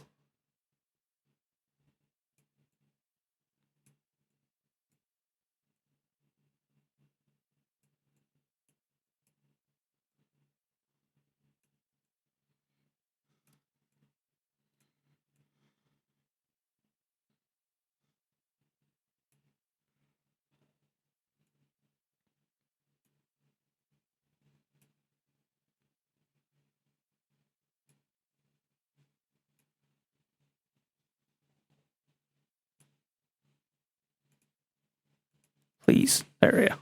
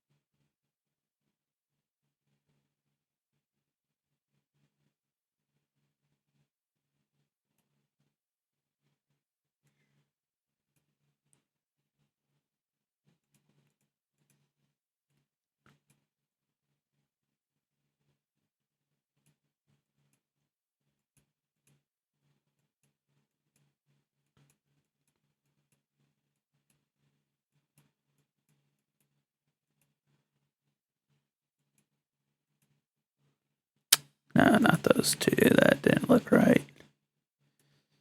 Something like that.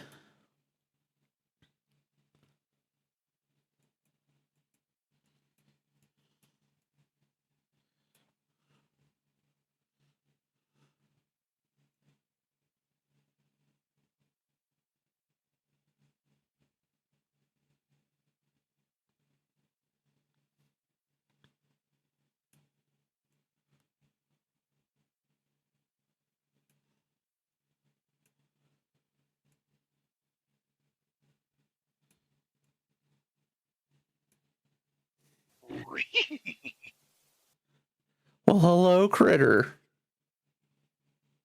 How are you doing today, my friend? Welcome into my very subpar art stream.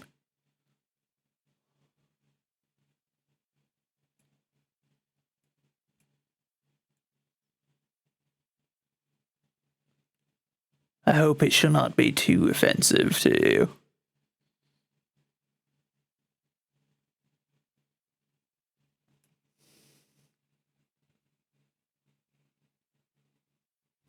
Fantastic, my friend. No, not at all. I'm literally just... Look at this thing. Hold on, let me...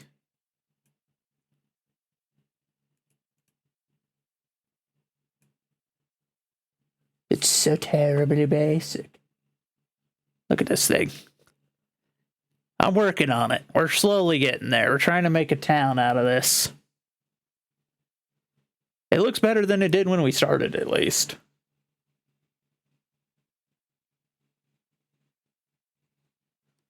Yes, this is for D&D. This is the town of Polderbog, which is where I will be setting my primary part of the campaign that me and Valmont are running. And I am trying to make it workable right now, and trying to add some color and whatnot to get it to look a little bit better, because originally it was all just this kind of off yellowish whitish color, because I was trying to give it that like old world map kind of look, and I was realizing it wasn't doing me any favors. So I'm trying now to flavor it a little better and get it looking a little more presentable. The colors are helping a lot right now. We haven't even started to touch the old island, so we'll get around to it eventually. I'm mostly focusing my efforts right now on the main island, because this is where most of the stuff is going to be set. But we're working on it. We're trying to get it to a point where it's usable. Right now it's not, but hopefully sooner rather than later it will get there. I am trying to learn the tools as I go so that I can perhaps make it look a little nicer, but we're working on it. We're getting there. Right now, we're kind of working on the pathing. I'm trying to, like, you can kind of see that darker path there that's starting to form as I'm trying to, like, naturally design, like, where, because only this area is kind of, like, it's not paved. It's just gravel and cobble, essentially, through this area, and the rest of this is like a swampy kind of island, or a series of swampy, partially man-made islands that a town could be built up on. And these are kind of like the natural, more muddy, dirty paths that are formed along the way. There's some stone and cobble over here because it's going to be the rich people area, some here because this is like the administrative and the primary dock area, and then through here because this is like Main Street, essentially. The rest of the town is not going to have hardly any pay. There's not even going to be a single stone structure over on the old island. But we're working on it. It's not very far along, but it already looks better than it did when we started, at least. It's far less drab than it was. But since I chose to make my life complicated and I'm not using a pre-existing module, I have to create all of my stuff. So that's why we're here doing this. And occasionally also having Soldier play really loud sounds for no reason other than to disrupt the perfectly comfy stream that we're trying to engage in here. Because he's a rat. But that's no surprise to anyone that knows him, so. But I'm trying to keep the path feeling like it's more a worn down area where people are walking through. There's lots of green because, like I said, this is a very swampy area. This is essentially... Here, hold on.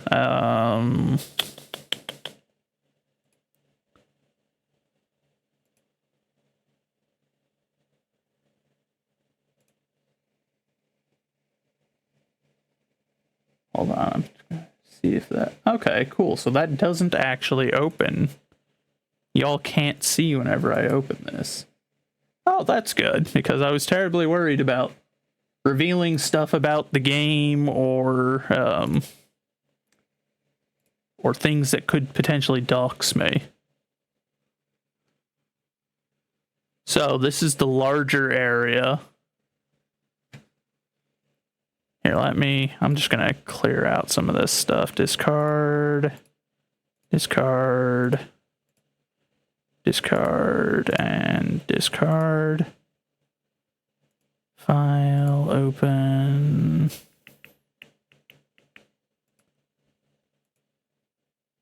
Okay, so this is the entire world with the primary continent, which I haven't come up with a name for, but there it is with all of its little countries and whatnot. We're over here in the Wasting Marshes, which is where you zoom in, then you get this. Black Claw Mountain being the epicenter of the story area, because this is where Valmont is doing her primary part of the stories are through Black Claw, and I've got Polderbog is right here. It's the town that's kind of formed at the entrance to the mountain cave system that goes underneath Black Claw Mountain. But everything around here is just massive, like untamed swamps with just a few little villages here and there scattered primarily along the rivers.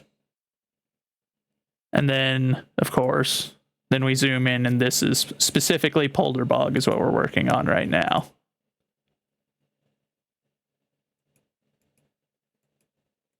And I'm just trying to get that good balance here, you know?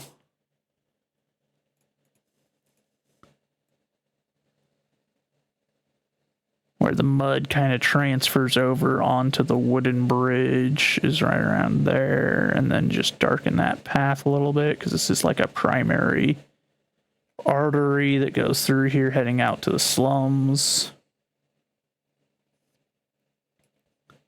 Trying to break up a lot of the harder edges that are out right now, because there's just a lot of them. There's a lot of them. But I want this map to look good. I want it to be presentable for the others, because this is my first time ever DMing, and I want to start it off right, you know?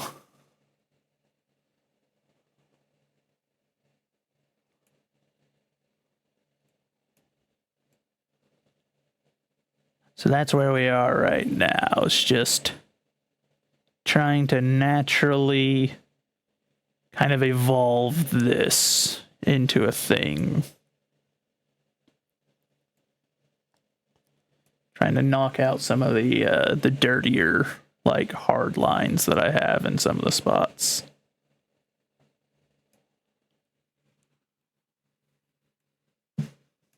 Gotta really darken this one, because this is a really popular area going through here. Heading into what is essentially like the primary zone for more of the residents, whereas the main street's more, you know, like where the adventurers are traveling through, and where all those type of folks, you know. Whereas this is more like people that actually live here. This is the zone that they spend more time in. It's going to be over in this area.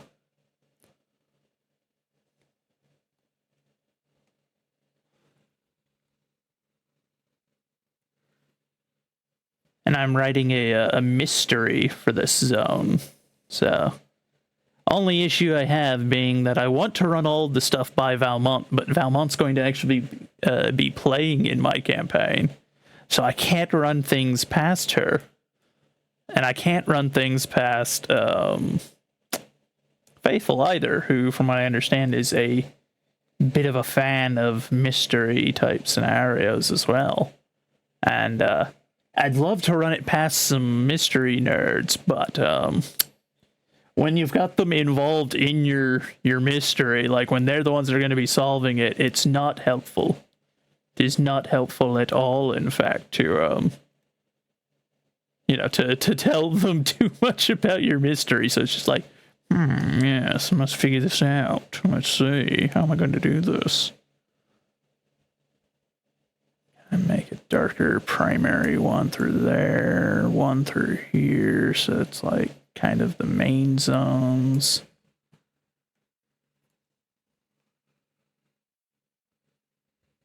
And this is a road that's more just a beaten down mud path that is worn down by lots of use by those that live in Polderbog and the surrounding zones. So that is why I'm doing it more like this, where it's, each one of these is more just, this is a path that someone walked at some point and they've all kind of blended together, and there are certain ones that are like, more well trodden, where you can kind of tell this is like where the primary majority of folks go through, is like right through here where it's real dark, where it's a real consistent pathing. Whereas the others are just kind of, it's like, oh, well, people walk there and it's mud, and it retains a lot of those trails for a while.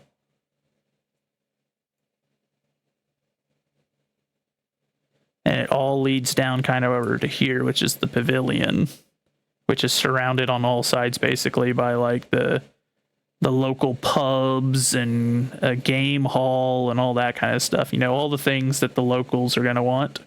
No! Dang it. Didn't mean to do that.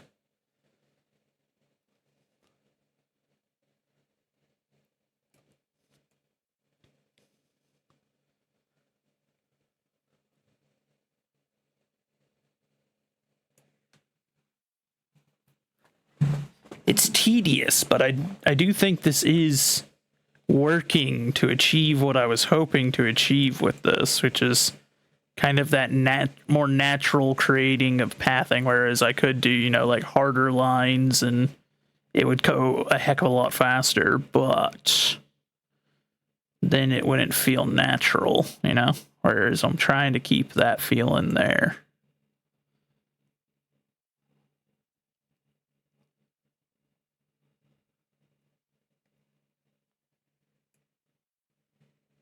I have been rebooted, now for world domination. Oh no, Krill. You can't dominate the world, you're too cute. What the?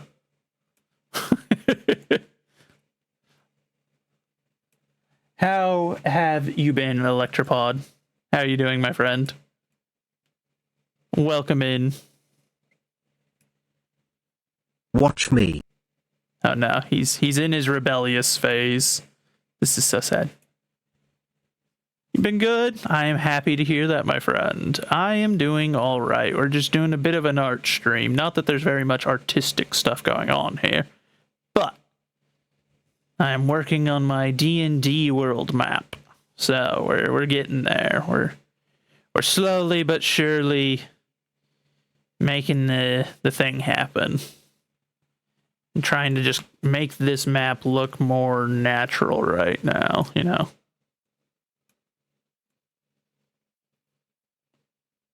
But welcome in, my friend. Hope that you are in the mood for a cozier stream today, because at least until later, I might play some gaming later, might do some Helldivers or something with the friends if they would so like, or some PlateUp perhaps, but for now at least, this is primarily what I'm working on, because I am slowly but surely getting closer and closer to the part where it's my turn to be the DM. And when that happens, I would like to have this stuff ready. So that way I can actually DM properly for the friends.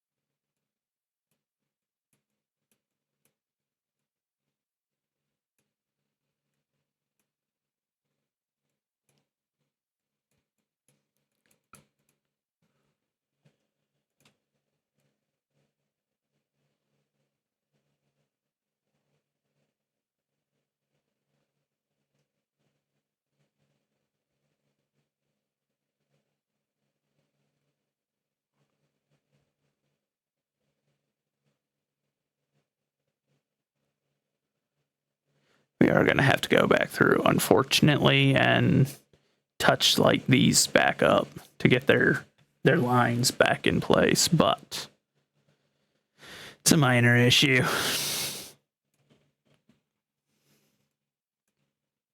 That looks way too crisp, so that'll definitely be an area where we're going to have to go back through and work on, but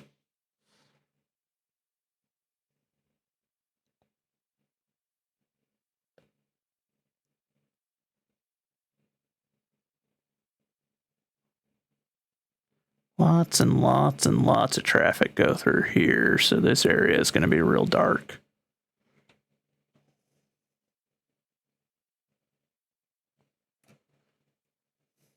And then leads right into that cobble and gravel path area.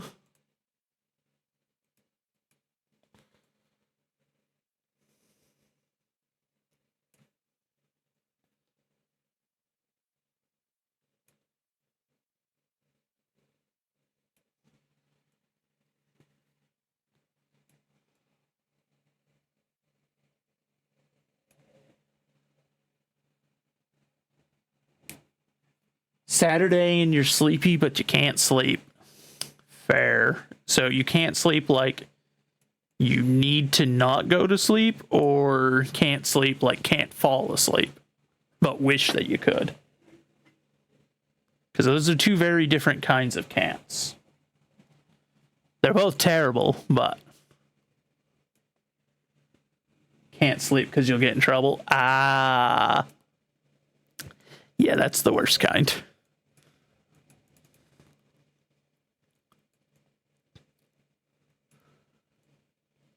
My deepest condolences, my friend.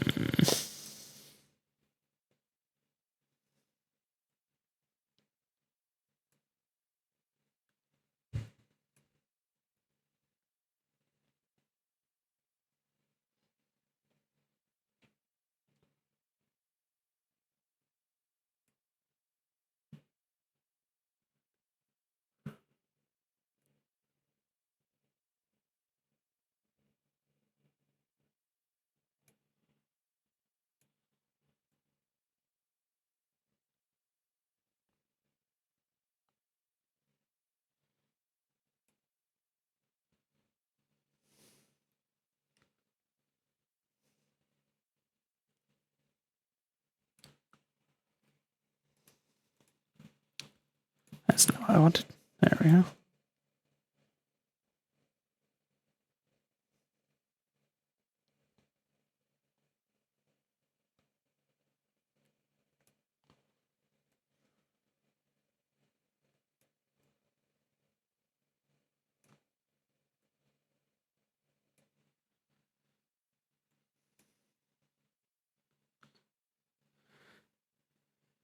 Okay.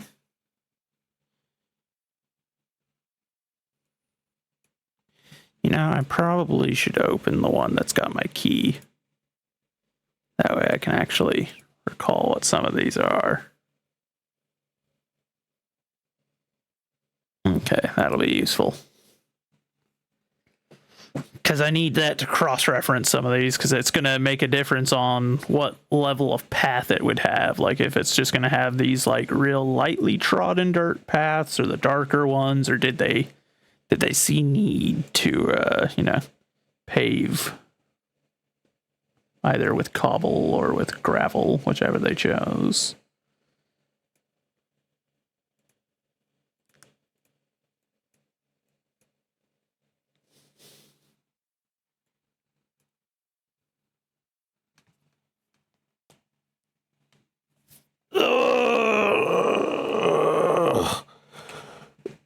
Oh, goodness gracious.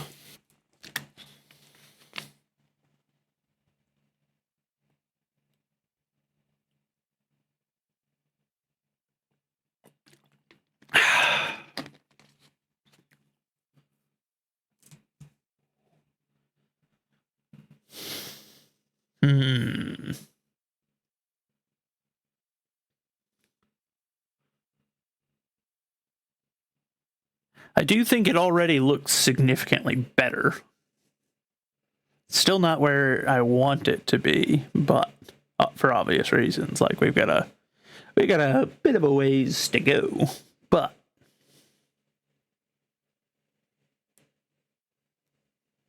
it does look far better than it did when we started. I think just it's funny adding color, how much that alone does to, you know, to immediately like, now this feels better.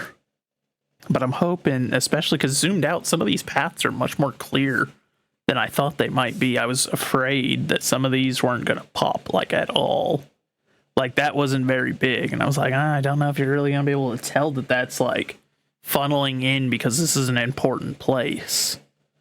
But you can clearly delineate, like, that's very noticeable. It adds to that whole, like, oh yeah, this is a really popular area, and these are kind of just naturally where certain paths have formed because there's no road, so people just make their own path.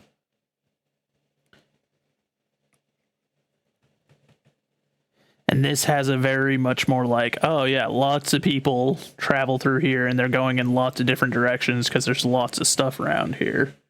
But I do still need to kind of like, need to figure out which ones are going to be the more important ones. That way I can put more emphasis on them and then just kind of go from there. Maybe I'm putting too much thought into all this, but in my head, this is all very necessary. Like, designing your world is very important to telling stories. And a very big part of that is visual. We are very visual creatures. God gave us 2 eyes for a reason. We do a lot of our learning and figuring things out by looking. And where some of it still looks real rough, like that area, where it just literally, it auto filled into those, and then that was all it did. Or there, it's literally just a brick. But we'll get there. We'll get there. I'm happy. I like the direction this is going. And I like that this pathing system that I'm working on is actually working somewhat decently. But let's pop on over to this 15, 16, 17. The Dancing Horse, the Emerald Game House, and Arcani Enchanting. So Arcani is going to be the least interested of the two, but the other two will be fairly dark paths. These two in particular are going to have real dark paths because they're very... Oh, we're zooming out. Oops. They're both going to be like very popular places in the area. So this one, I'll start.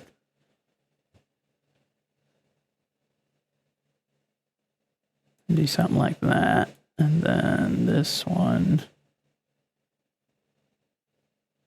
something like that.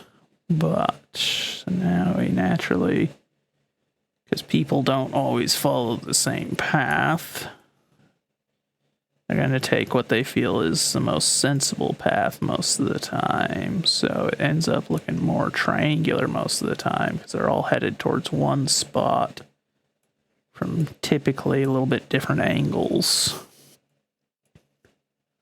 This one will have a real slight path out to it, but still a darker path because it is a business and a relatively popular one to be able to survive near the hubbub of this area where competition is going to be pretty fierce. These, however, are just nice houses that are in the zone. That one not as much, so its path's going to be facing off towards this kind of more dilapidated path. However, let's also... Because once again, people don't follow roads. If there's not a road, people don't follow it. You look at sidewalks on like campuses, it's a perfect example. If you don't put your pathways in sensible areas, people start ignoring them. And then you get naturally over time kind of these carved out paths where foot traffic has eaten away at it, you know? So I'm trying to emulate that on some levels.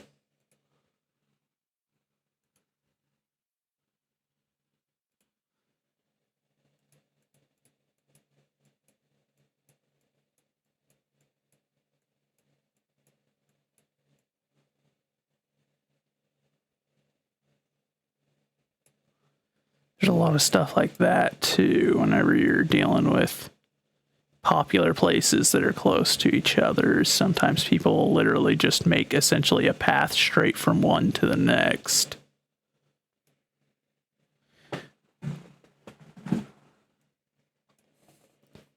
Okay, let's zoom back out and see how that looks. That looks great. That is how I wanted it to look. Yes. All right, so back over to our key one. Can we actually just scoot this? There we go.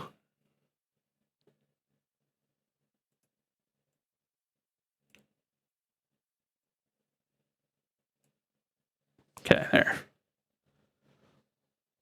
13 is the drop bank. So yeah, I was right to have that having darker paths. So that works. Those are just houses. Actually, number 11 is something. What's number 11? The Path of Petals. Oh yeah, that's going to be like an apothecary type place. So it could have a little bit more foot traffic. So we can zoom in a bit more there, and then kind of just give it something, you know, a little bit darker to indicate slightly increased foot traffic versus, you know, like a house, which is just not typically the only people you're going to see going to a house are the people that live there, unless it's, you know, an important house, in which case there may be more traffic. 14, the Polderbog Adventurers Guild. Okay, so that one needs to have like a very prominent path then. That's this one. And that needs to be super heavily worn down. Lots and lots of adventuring groups go through here. Lots of them going down to go into the mountain. This is the whole reason this town exists, essentially, is it's a jumping off point to go into the mountain to search for the treasures and the relics and whatnot that exist within the mountain. So that needs to like a nice proper dark path where it's like, yeah, no, lots and lots of foot traffic.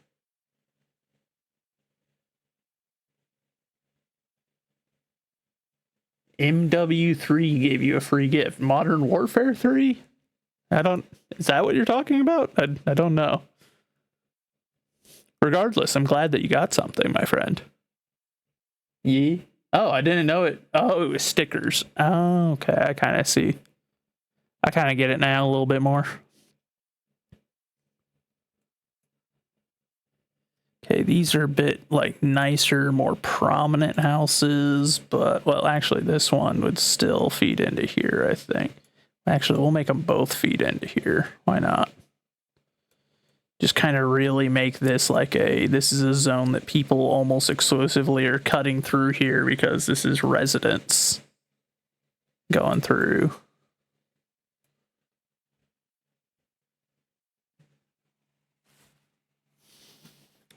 You know what? We're looking at it already, so we're gonna fix these.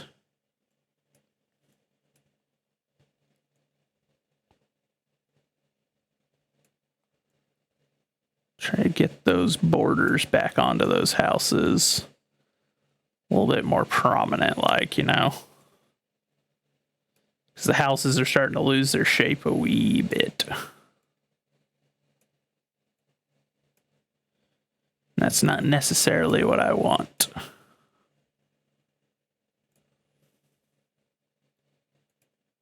Okay. There. Much better. Now we can take these back down. Something like that. Much better. Ouch.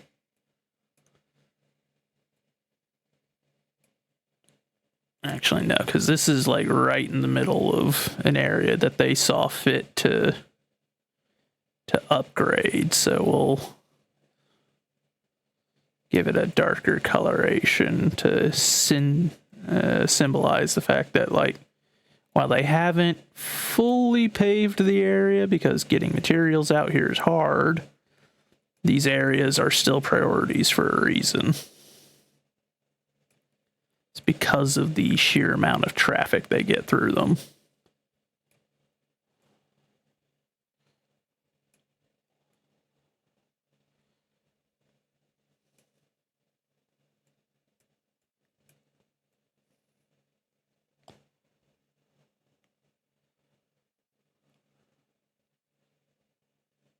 There we go. It's coming together.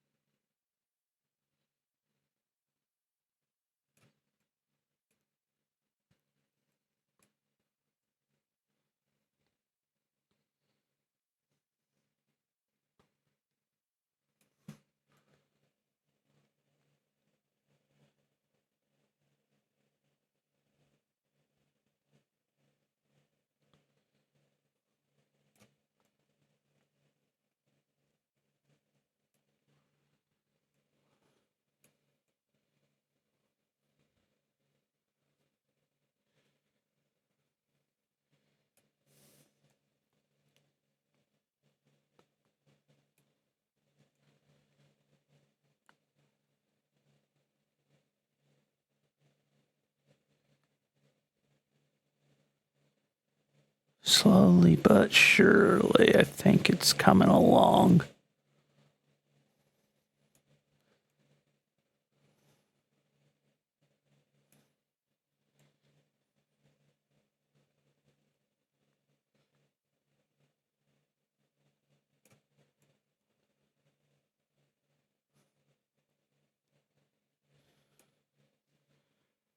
And then this area is gonna be very dark.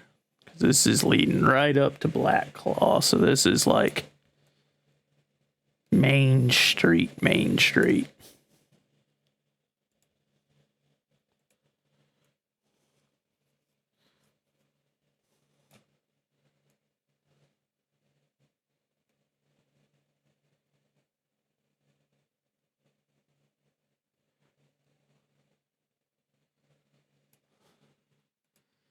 In fact, we can give it a little bit more room through here. Get those paths darkened out a little faster, because this is not an area where I'm going to be hesitant with that.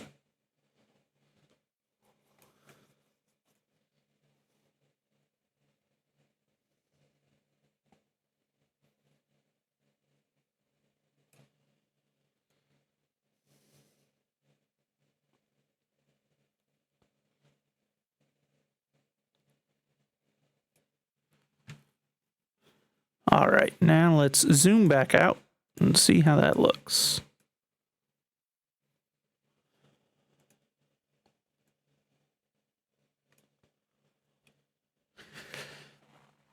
It looks so much better in my opinion. It still doesn't look great, but it looks significantly improved, especially in the main island area. Still need to go back through here and green this area up pretty aggressively, because this is going to be mostly an overgrown zone with no major structures or anything in it.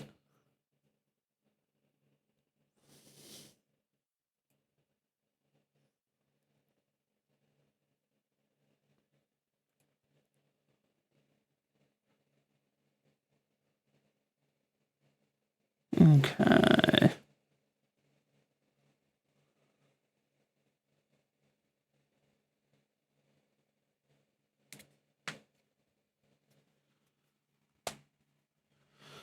Ugh.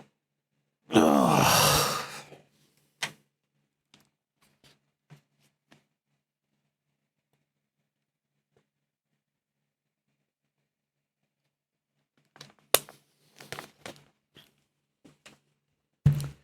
What is what? The whole thing? Or are you talking about something in particular?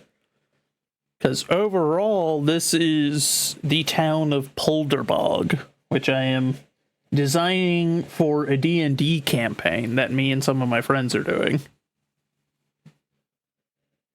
And this is kind of a major town that's going to be a big part of it. This is where my section of the game is going to be focused.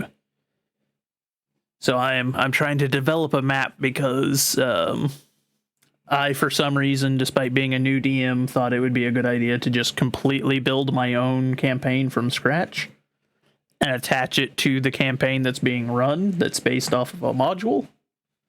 And so that's leaving me an awful lot of work that I have to do. But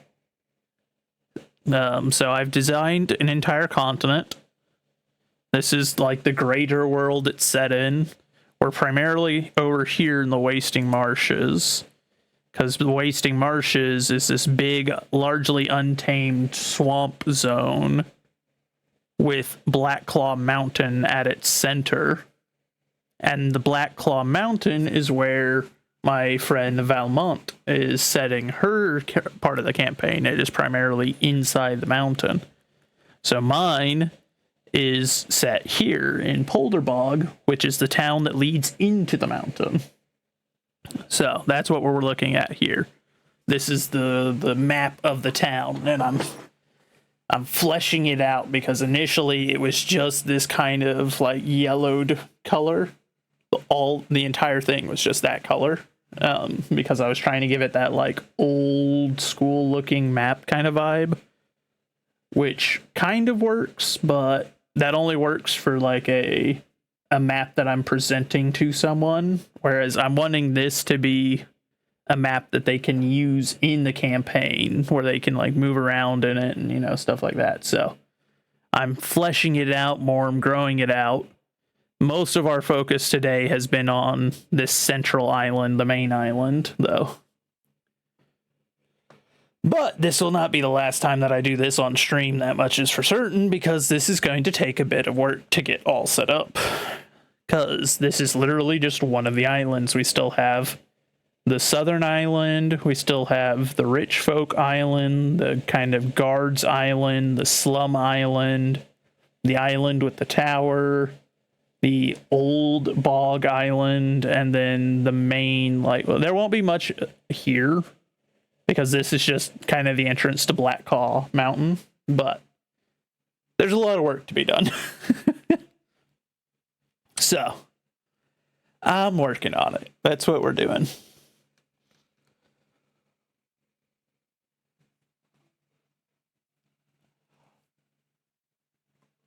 Oh, my goodness, though. Oh.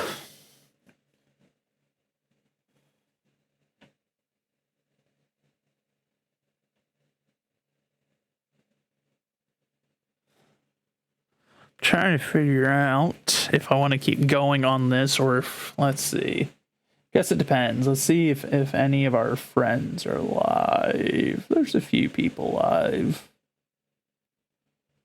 But we might keep going for a while yet. Let me check some schedules and see when certain folks are coming on. If they're coming on.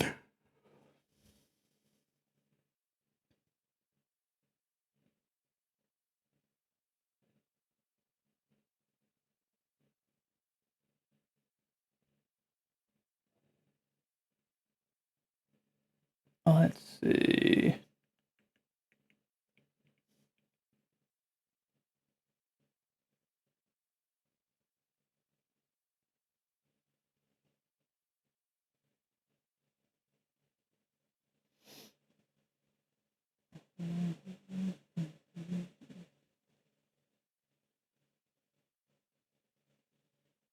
Well, they both say they're going to be live today. What about you? So we don't have D&D tonight. So, I mean, most of the rest of the, so Soldier and Faithful both have streams scheduled today. Rico has it set as a day for auxiliary streams. Of course. No, okay, so that's at 3 p.m. They're both going to get started here a little bit then, I guess. Oh, well, I guess we'll keep going then until Faithful and Soldier go live, and then we'll go right into one of them, maybe. Maybe. So until then, though, we'll keep working on our little island here and see what we can make of it, you know?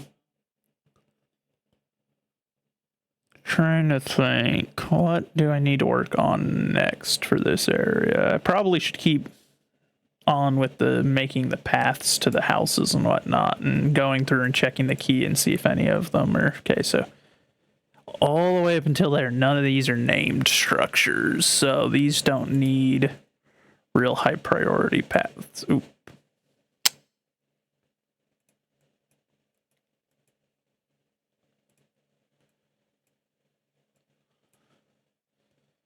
I was like, what happened? There we go.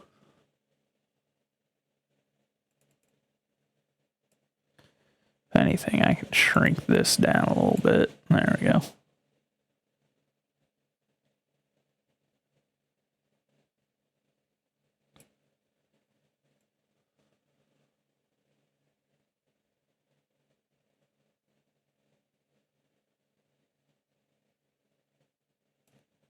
All right.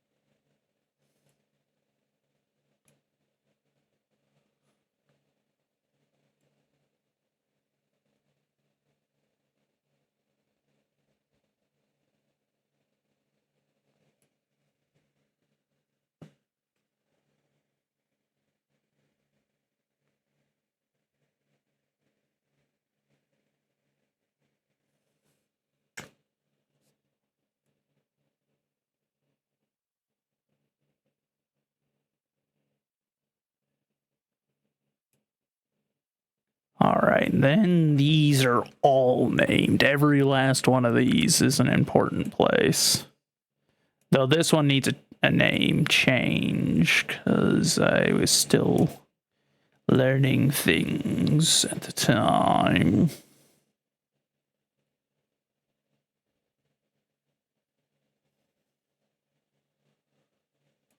Because it's a temple, and I named it a temple to one god, and then realized that the one that we're using in this campaign is a different god, so I need to go in there and get the name swapped over. Of course, it gets a very dark path, because it's a pretty significant religion in the zone, so I will get that.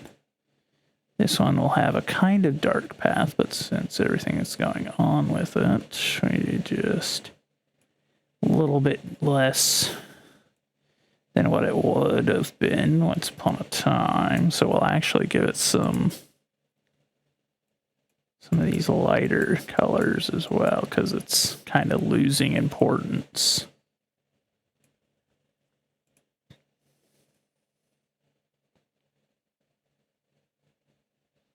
Gonna have to go in and redo some of the borders on these, and then give this one a very dark path, a very prominent.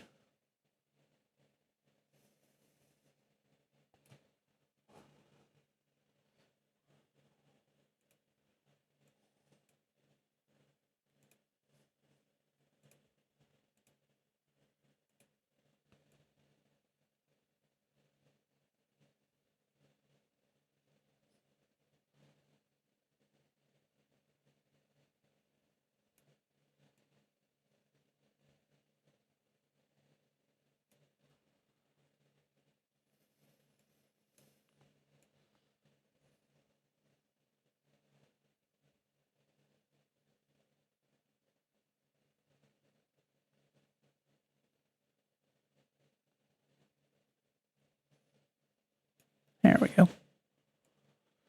Just slowly but surely kind of revive. I guess we can, there we go. That make this a wee bit faster.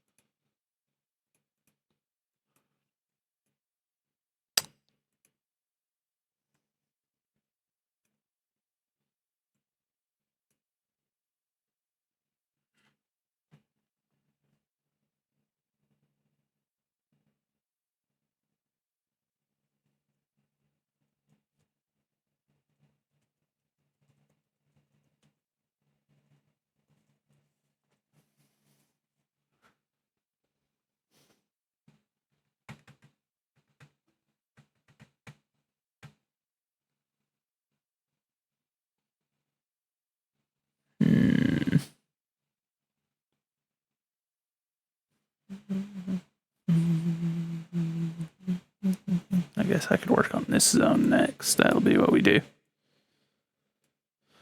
So we'll take a bit of that one.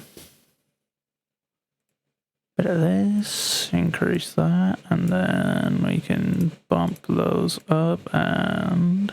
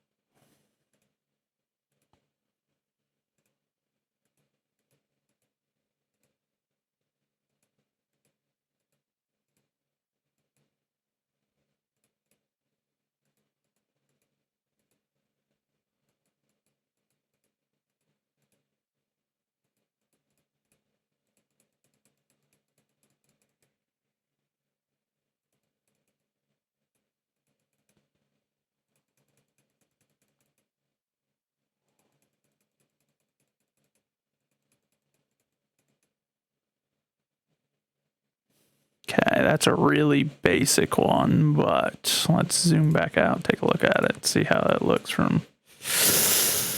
Yeah, I was worried about that. How do I make that area look good? I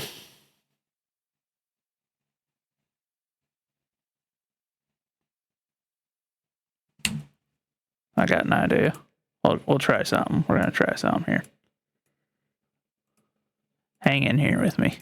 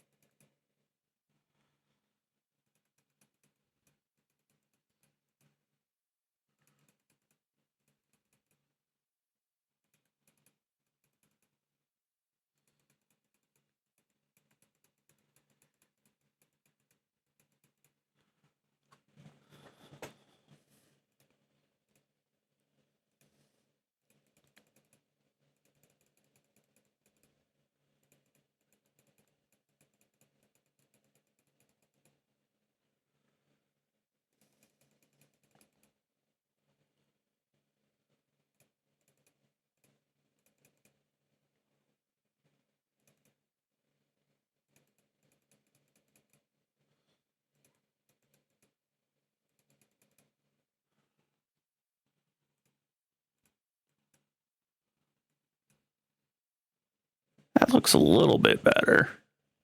Still doesn't look quite as good as I was hoping, or as much as I want it to, but it's an improvement.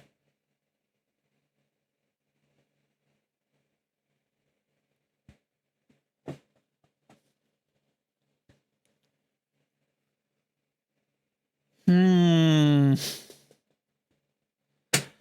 think we will work some more on this another time. For now, I think we're gonna spend kind of our last hour. We're gonna watch a little bit more of the daily dose of the internet, because we still haven't finished this one. This is like a 3-hour compilation, and we have not gotten through it. And this is your daily dose of internet. This is what the track of a drag race. And I am going to take this opportunity. I'm going to step away for a minute and sort some stuff out. I will be back, but I'll leave the video playing. I'll be muted. I shall return shortly. Looks like. The surface is really, really sticky, so the cars can get a good grip.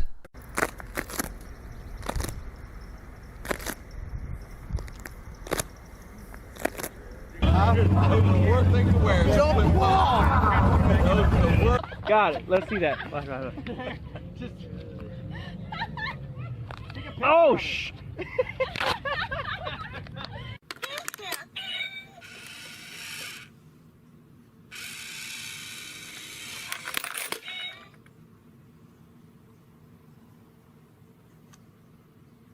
What is it, Mom? What is it? There's a popular sport in Southeast Asia where you pretty much play volleyball using your feet.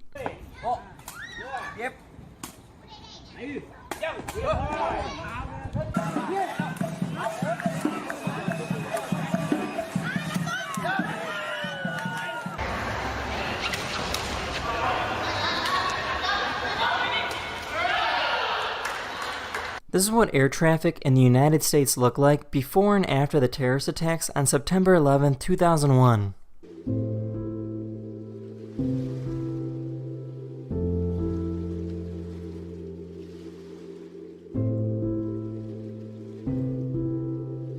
This is called a coconut octopus. They like to carry seashells, coconuts, or pretty much whatever they can find everywhere they go. They use these objects to hide and protect themselves from predators.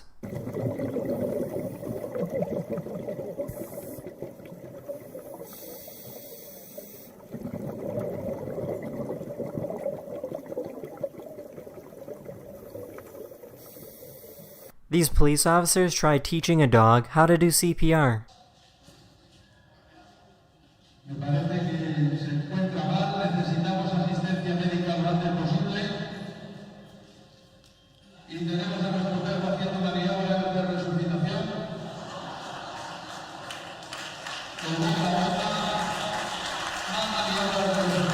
In the 1960s, Albania had a dictator who was paranoid that his country was going to be attacked. As a result, he ordered over 750,000 bunkers to be built all over the country. These bunkers still exist today and can be found on pretty much every street corner. At one point, over 20% of the total economic output of Albania was dedicated to building these bunkers. This little penguin was released back into the wild, but it wasn't really sure what to do.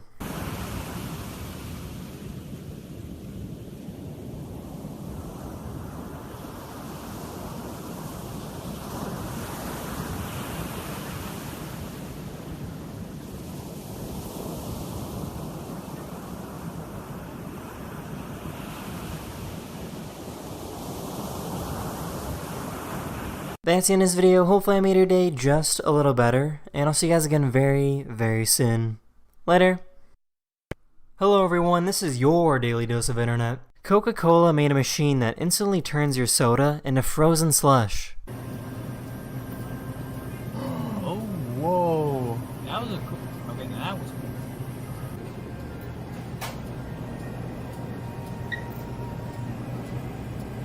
Whoa.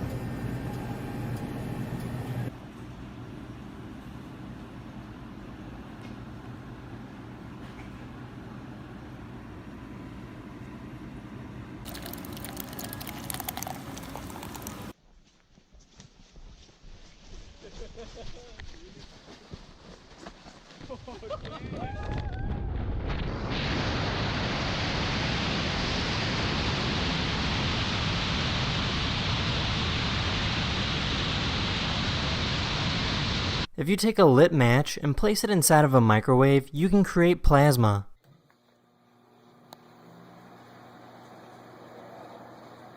Come on, come on. Here we go.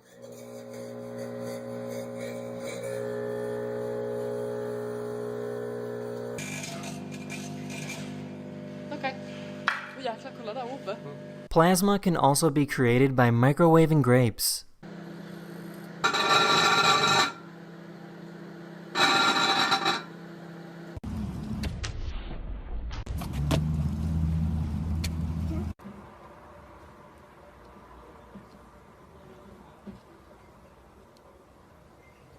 Scientists put small light bulbs all over this fake arm to see if an electric eel could turn them on.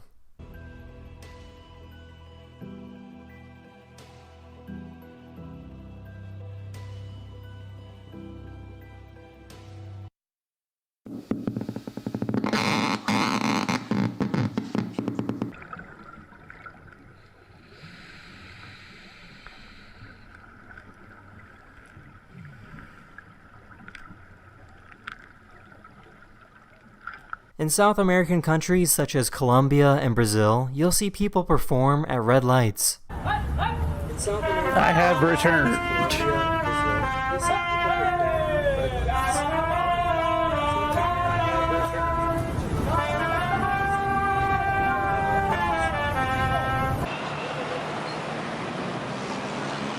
Oh, you had a censored. I don't know why you would have, but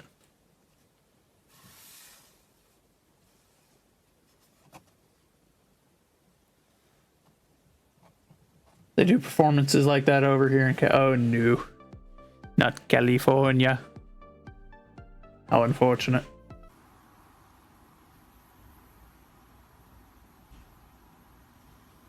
Oh no. He does not want the salad. That's in this video. Hope you learned something new, and I'll see you guys again very, very soon. Later. Hello everyone, this is your Daily Dose of Internet. This is called a persistent train, and it's a rare occurrence when a meteor leaves a trail behind. This isn't actually smoke, but a result of the meteor ionizing the air. The meteor is moving so fast that it actually strips away electrons from molecules in the air. This astronomer found a persistent train that formed in the shape of a ring.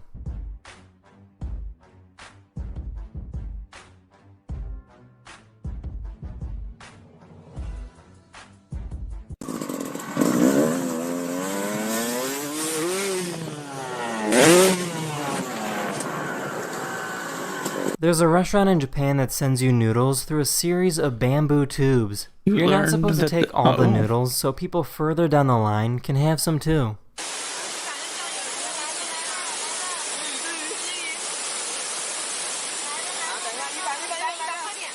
Yes, octopus can be quite cute at times.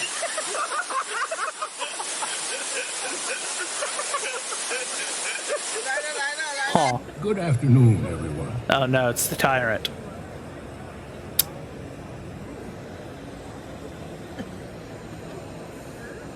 This is called a red-throated loon, and it's a type of bird that likes to dive for food. Ooh, they look at have the the bird. ability to dive to a depth of 30 feet and hold their breath for 90 seconds. Holy moly.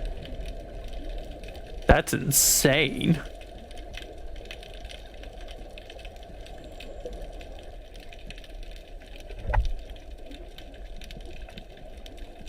There's a sport from Norway that's pretty much a belly flop championship. Oh, the what? objective is to have the most painful dive possible into the water. 27 år altså.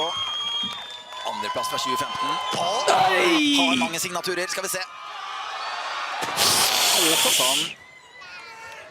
Holmsbø dødskrets. A few days ago, Japan experienced their most powerful typhoon in over 25 years.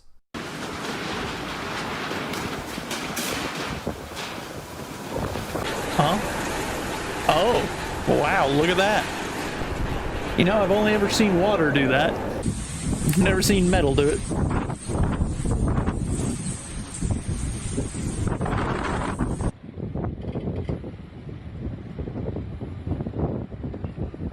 This is what it looks like when two octopuses fight. I'm good. I don't think I'm going to attempt to ride that one. Seems like a bold wave to attempt to ride.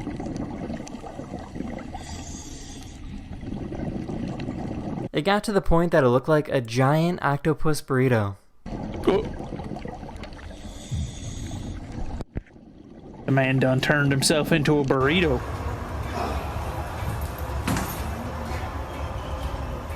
That's the end of this video. I really hope you enjoyed it, and I'll see you guys again very, very soon.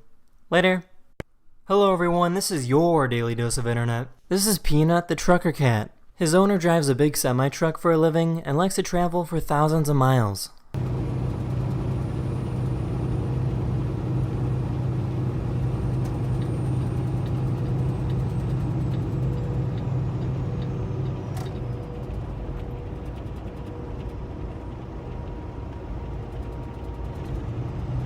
This is what conditions are like for over 100,000 people living in Hong Kong.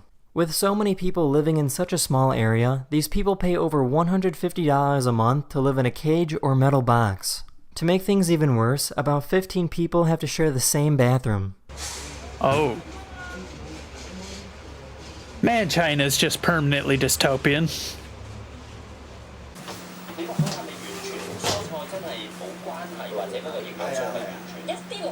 The military in Ukraine decided to show off how advanced their weapons are. Despite being on a boat, the gun is so stable that it can balance a cup of water. Oh. That's pretty neat.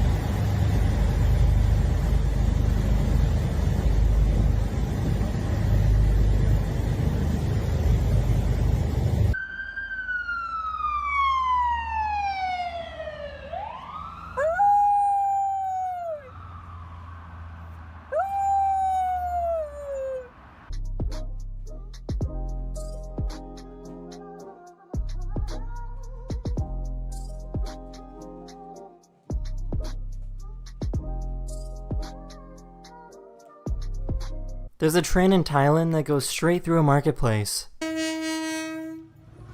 That doesn't seem particularly practical, but...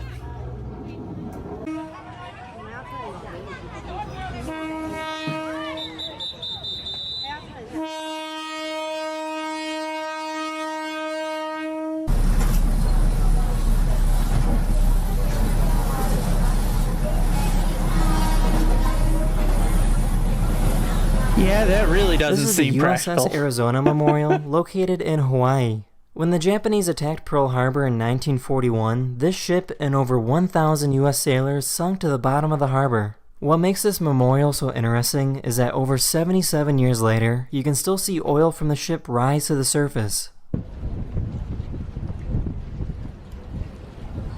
Look at just coming up again and again. Look right in here. Look at this. The bark from this tree is used to make cork for wine bottles. The bark grows back on the tree about 9 years later to be harvested again. The average cork tree gets harvested about 12 times in its lifetime. Huh.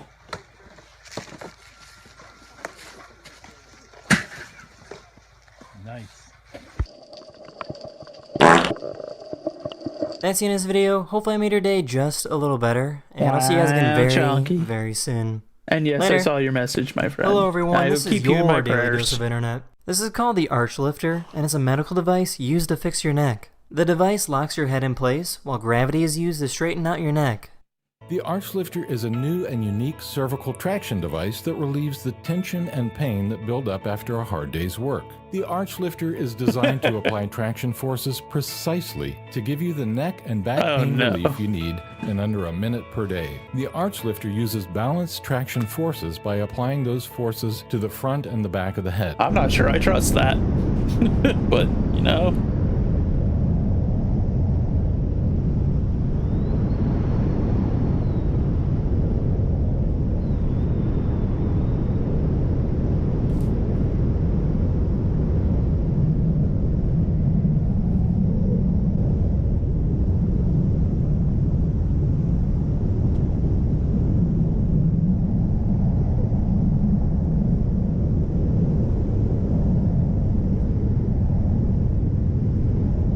This is called a Japanese wood plane, and it's a tool that shaves off extremely thin pieces of wood. To give you an idea of just how thin these sheets of wood are, your typical piece of paper is about 100 microns thick. These wood shavings are sometimes less than 16 microns thick.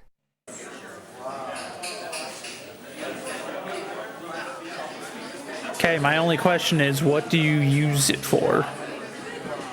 Like, are you using that to make a cloth, or like what's going on? Well, hello there, big friend.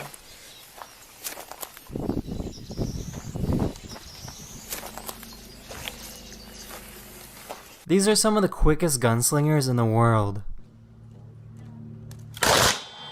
4:59 on 1, a 5 flat on 2, no time on 3. No time on 3. A 295 on 4. That is a new world record. New world record, 295.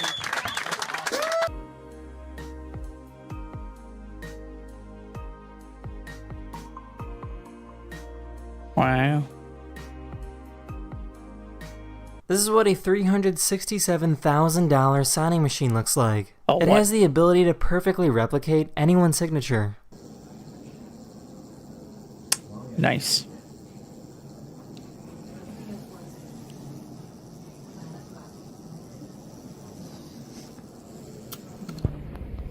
Now that we have the sign plotted, we're going to go ahead and remove away the material we do not need. After we finish weeding, we're going to go ahead and tape over the letters. It's a diamond grade. Basically, at night, this is what, when your headlights hit, shoots it back in your face. And there you go. You got a completed stop sign. That's the end of this video. Hopefully you learned something new, and I'll see you guys again very soon. Later. Hello everyone, this is your daily dose of internet. This is a golden-tailed gecko. What you're looking at is extremely rare footage of their defense mechanism used to scare away predators. When the geckos feel threatened, they shoot a sticky substance out of their tail. This web is also extremely foul-smelling and will make this gecko smell really, really bad. Unfortunately, this type of gecko is currently suffering from habitat loss in Australia. This truck was being repossessed when the Yo, Chonky, I didn't know you were a gecko, my guy. owner jumped in and tried to drive away.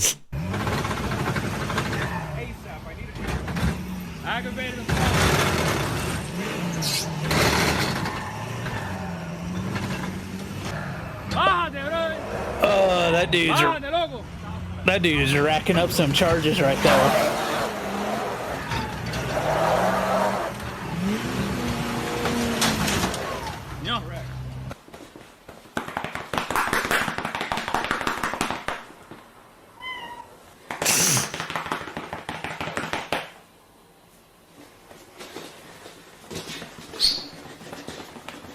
This artist created a 3D printer using the power and heat from the sun to make objects from sand.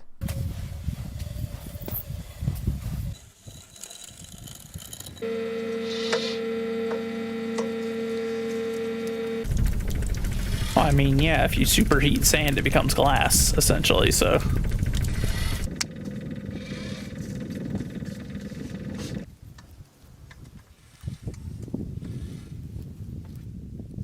Still pretty cool. I dig it. This is a marine iguana, only found in the Galapagos Islands. They're the only type of iguana in the world that can swim and dive for food. Many of these iguanas can hold their breath for up to 30 minutes long. Holy moly.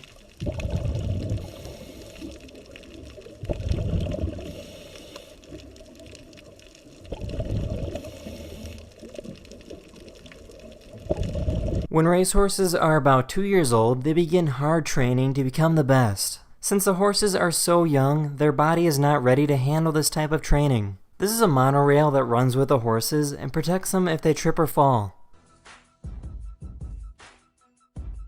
Huh.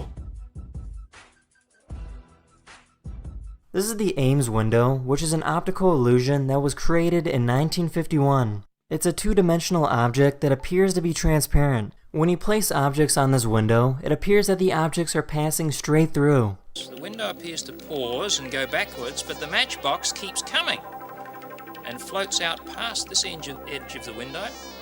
You can see that. You can even see the pin. But watch what happens here. The ruler's coming, window pauses, window goes backwards, and somehow or other they go through each other. I don't like that. They can't do it. That's the end of this video. Hopefully you learned something new, and I'll see you guys again very, very soon. Later. My brain was Hello not everyone, a fan. this is your Daily Dose of Internet. These researchers were studying a group of beluga whales when they noticed something strange. One of the whales was actually a narwhal. This narwhal has been swimming with the same group of whales for over 3 years.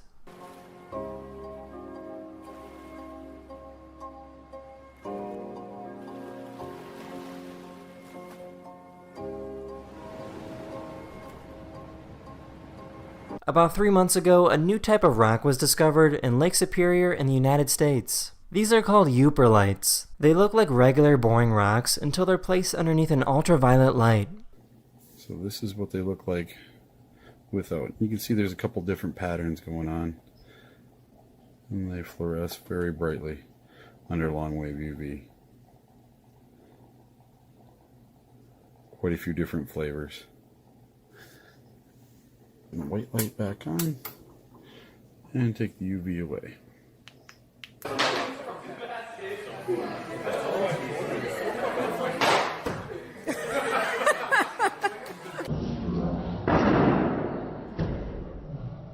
Oh my goodness me, it's a smooth knob-tail gecko. And it's very beautiful and I love geckos. They're very cute. Yeah, this guy's very cute. He's so, oh yeah, he's so cute. Look at him. Yeah. He's such a cute fella. I can't believe I found one. I've never seen one of these in the wild before. This is a peacock mantis shrimp, and they're one of the most fearsome predators in the animal kingdom. They hunt for food by punching other animals to death. They have the fastest punch ever recorded at speeds of over 50 miles per hour. Their punch is so strong that they can break through the glass walls of aquariums. Oh no, you want to eat one of the Uperlights, huh?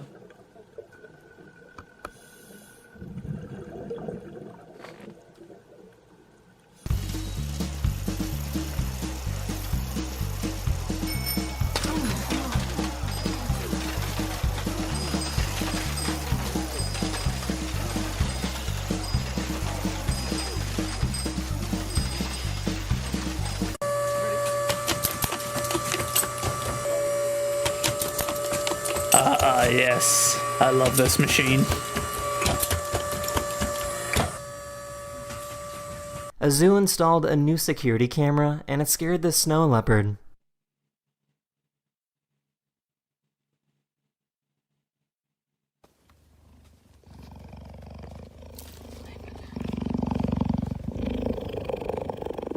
Oh no, it's Wasabi again. Being very chill.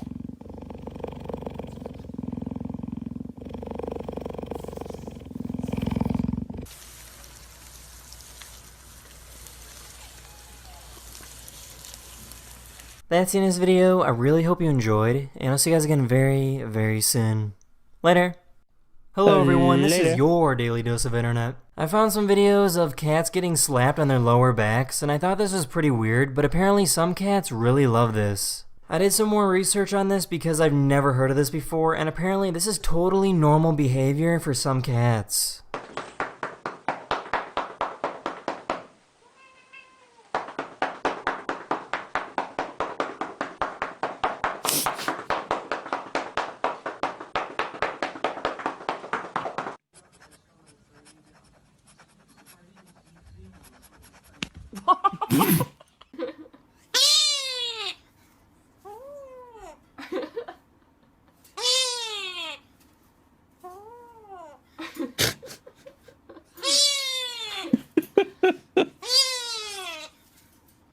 Glad the bird's having fun.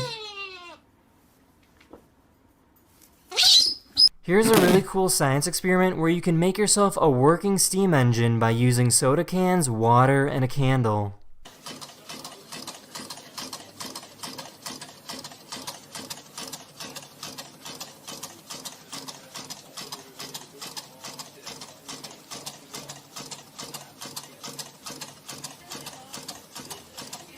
The QR code on this missing person poster showed up as an electrode.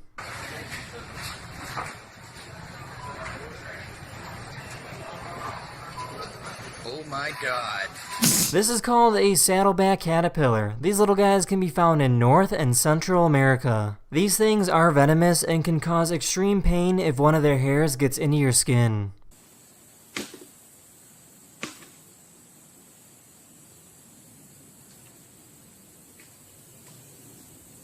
This is called a high-altitude balloon, and scientists send these balloons to the highest point of Earth's atmosphere. These balloons go as high as they can before they pop and take a parachute back down.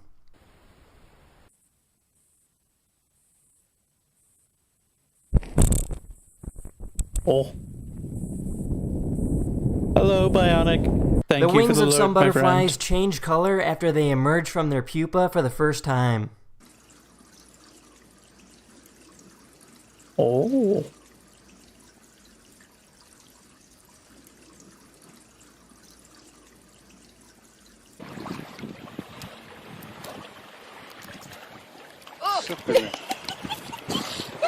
Oh Lord, here he come.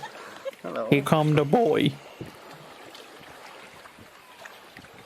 For some reason, this person on this airplane is blowing air on their underwear. Oh. That's a degenerate right there, and they need to be That's the end thrown of off this the video. plane. Hopefully I made your day just a Actually, I would be curious if that person ended up getting arrested for biological terrorism, because, little better, and I'll see you guys again very, very soon. Later. Hello everyone, this is your Daily Dose of Internet. This is a giant fried dough ball covered in sesame seeds. Many Chinese people love to eat these because they believe that the bigger the ball, the bigger your fortunes will be. pagan shenanigans. What a shame. Not surprising, but what a shame. This is what happens when a jellyfish runs into a bubble ring. And yes, you are correct, soldier. Nasty. This is called luminol, and it's the same chemical used to make glow sticks. Ooh, look at that. Oh, that's neat.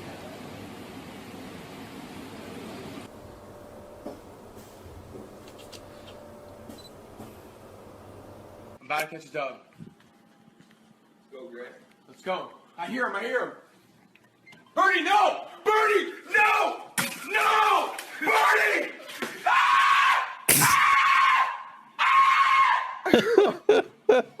The Brazilian Air Force flew by this building and broke all the windows. Nice.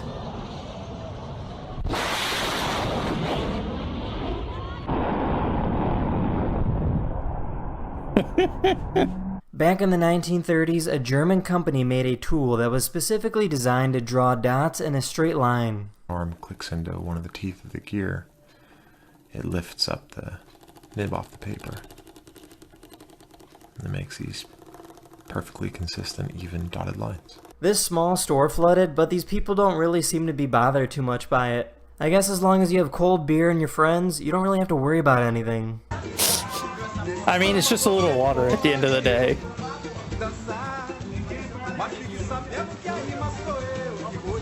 It's not like it's gonna kill you. This is what a you know? feathered starfish looks like.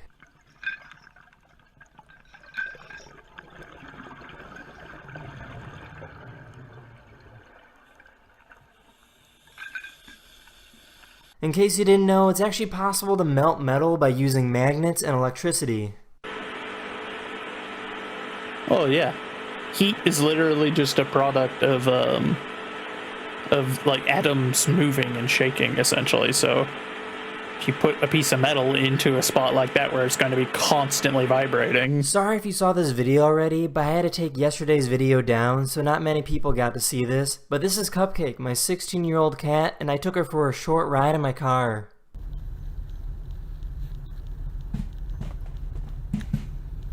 Ugh.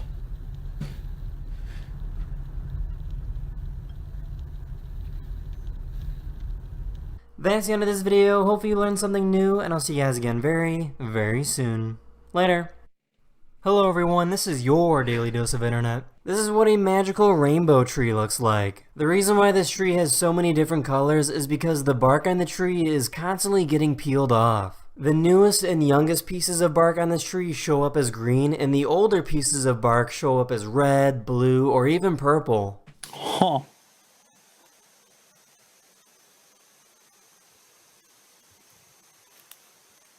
So what you got going on here are a bunch of little baby shrews biting each other's butts so they don't lose track of mom.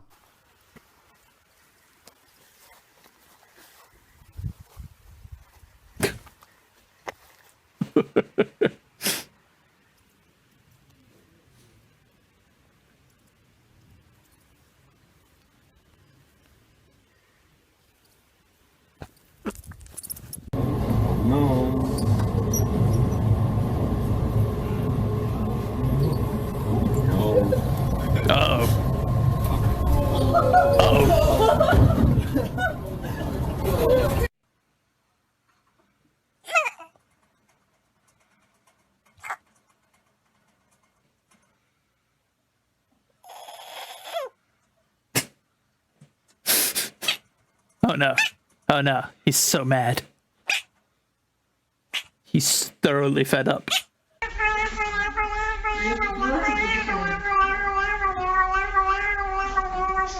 Here's a mushroom that turns blue when you expose it to oxygen.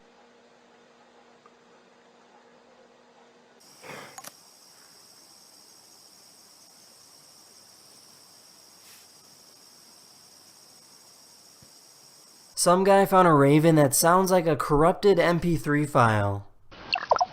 Come on in. Come on in. You like bread? Yes.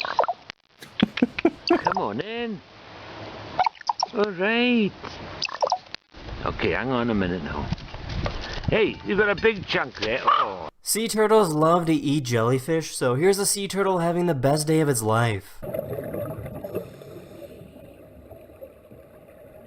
Man's got a whole smorgasbord right behind him. I mean, I don't blame you. Ravens and crows are both wickedly smart for birds.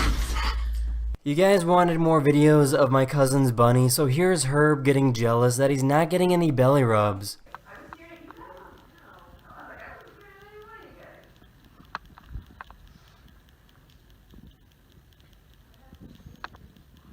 That's the end of this video. Hopefully I made your day just a little better, and I'll see you guys again very, very soon. Later!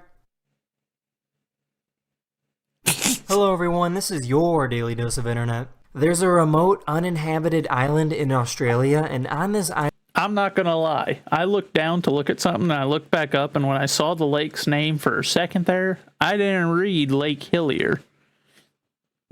I thought I was about to get canceled. Is a little pink lake. The reason why this lake is so pink is because the lake is filled with salt. Because this lake has so much salt, the only animals that can survive here are little tiny microorganisms, and those organisms give the lake a pink color.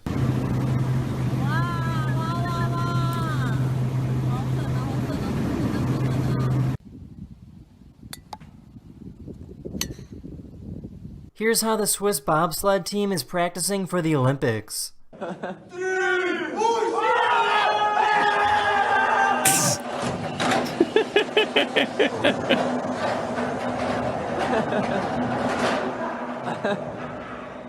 I found a YouTube channel that's dedicated to finding things underwater with a metal detector, and he managed to find some guy's phone and returned it to him.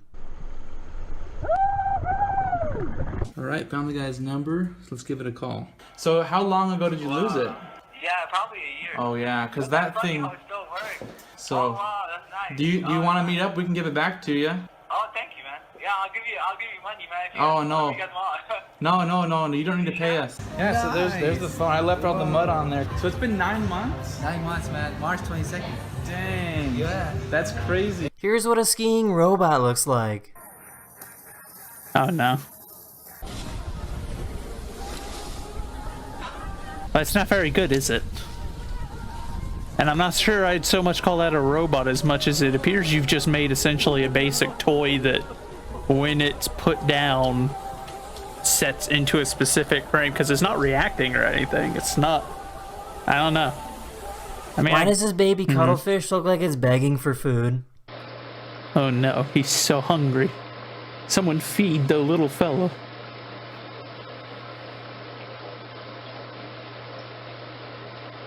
Imagine seeing this right outside your house.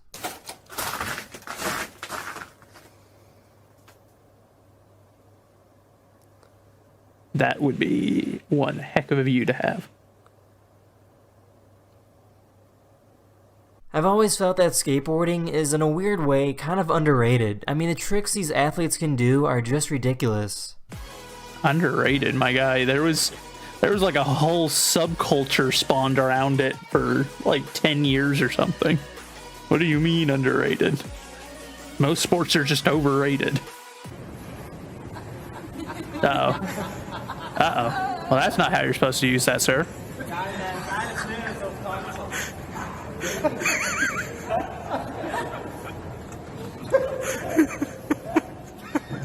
That's the end of this video. Hopefully you learned something new, and I'll see you guys again very, very soon. Later.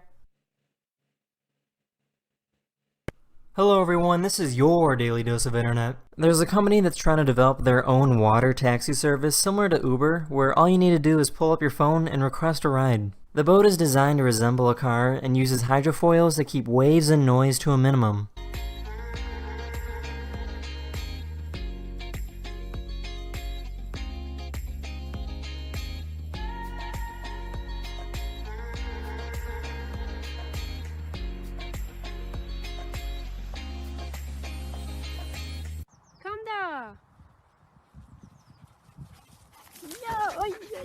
In case you didn't know, Oman just experienced a tropical cyclone which resulted in flooding all across the country. Okay.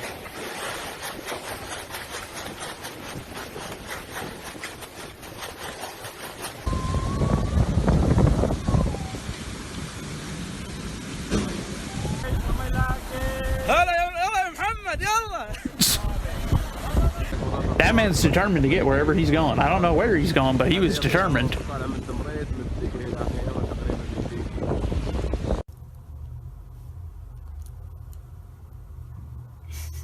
There's a company that makes pool tables that tells you where the cue ball will go.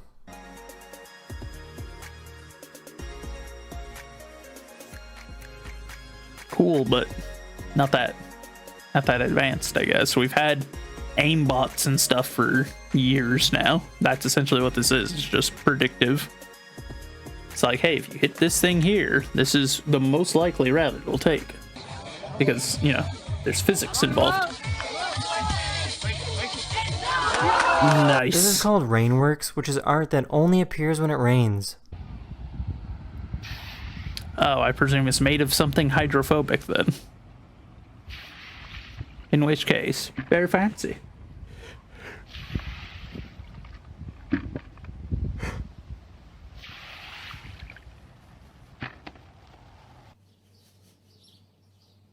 Look at the little dude. He's just chilling. I hope he's having a good day. You think it was wax? I could see it. I could see it being a kind of wax.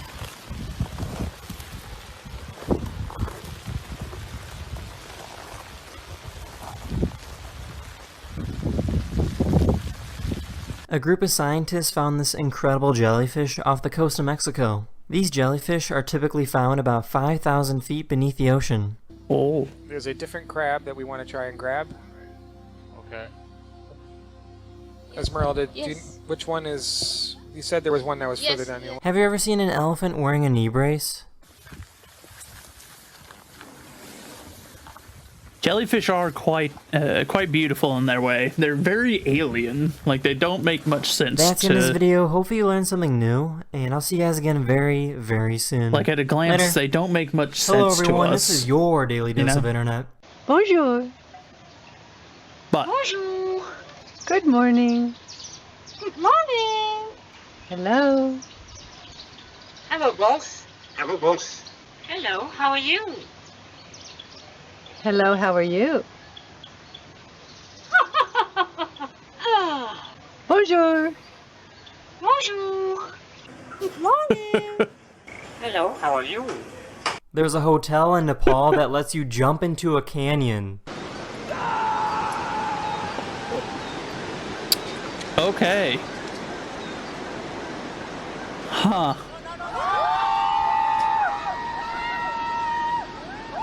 That's a bold move right there, Cotton. I don't know if I'd trust that, but... This vehicle is called a BMW Z1 and it has some pretty unique doors.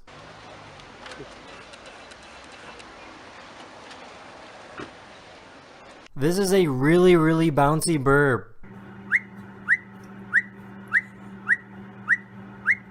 Look at him. He's so happy. Look at him bounce. I wish I had half that much joy. Oh, no, no. The good onion. Good onion is a heavy onion. So it's 6 pound onion. A 6 pound onion. Where the onion is put. This is the tip of the onion. The onion is not the knife around the onion. Remove the pepper skin of the onion. Dice an onion. Cut the onion in half on the onion. And onion. Then the onion with onion right here. Onion. This trash can is so smart it knows exactly where the trash is gonna land. See, now that if that one's real, that's more advanced, I'd argue, than the what was it? The other one that we saw earlier, the one where it predicted where you're going to hit the ball.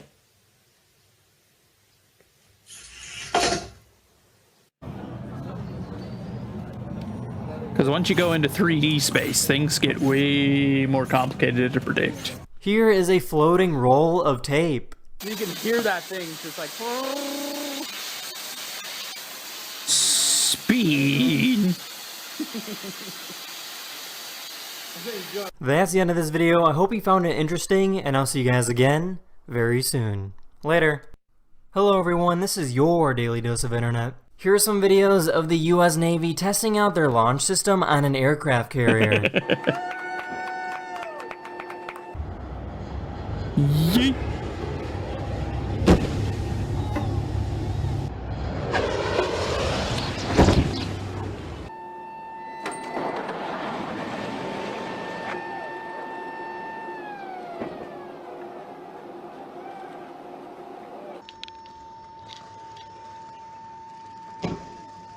Here's the Me Channel theme song, except it's played by a saxophone quartet.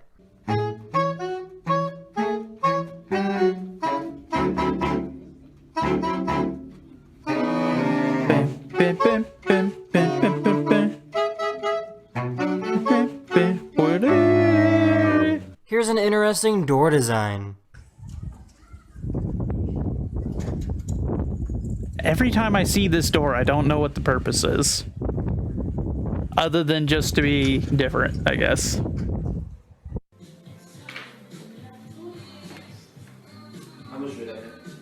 I guess maybe if you're worried about, like, how far Here's a out bunch of it'll videos swing, of birds stealing fur from animals. But even then...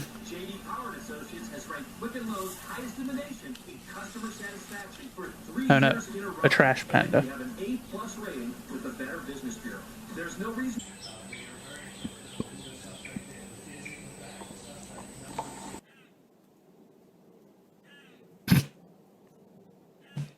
Sadie's just laying there.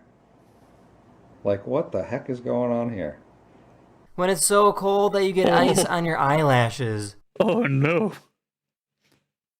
Watching glitter move around in ink is so mesmerizing.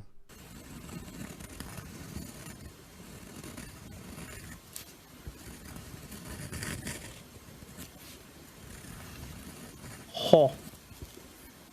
Fancy. Very fancy.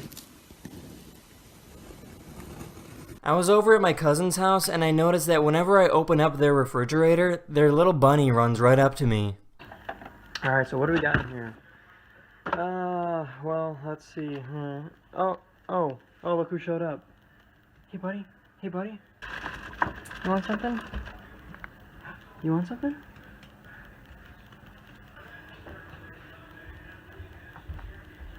This is what happens when you put boots on a dog.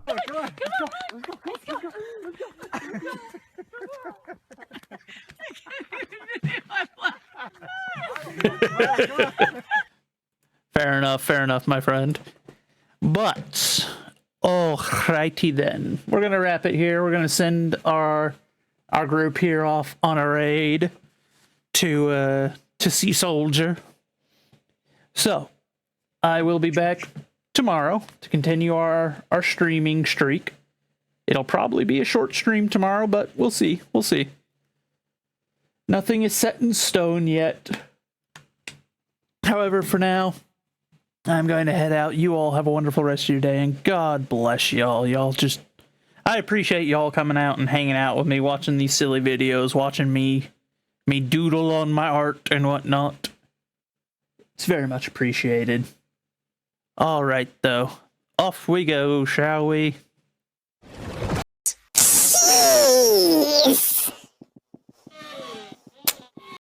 I'm just aiming for 670 because that should put us close to ascent.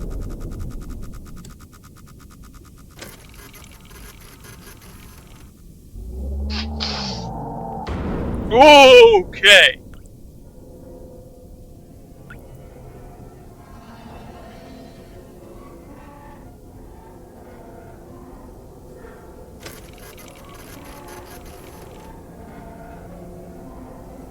Good to see you. Good to see you.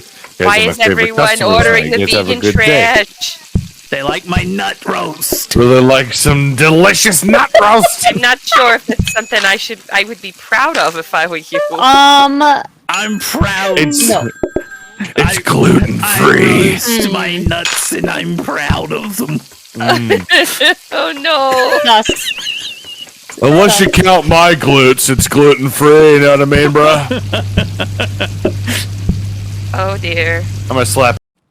So, if we walk on this side, which shows as not having any bombs.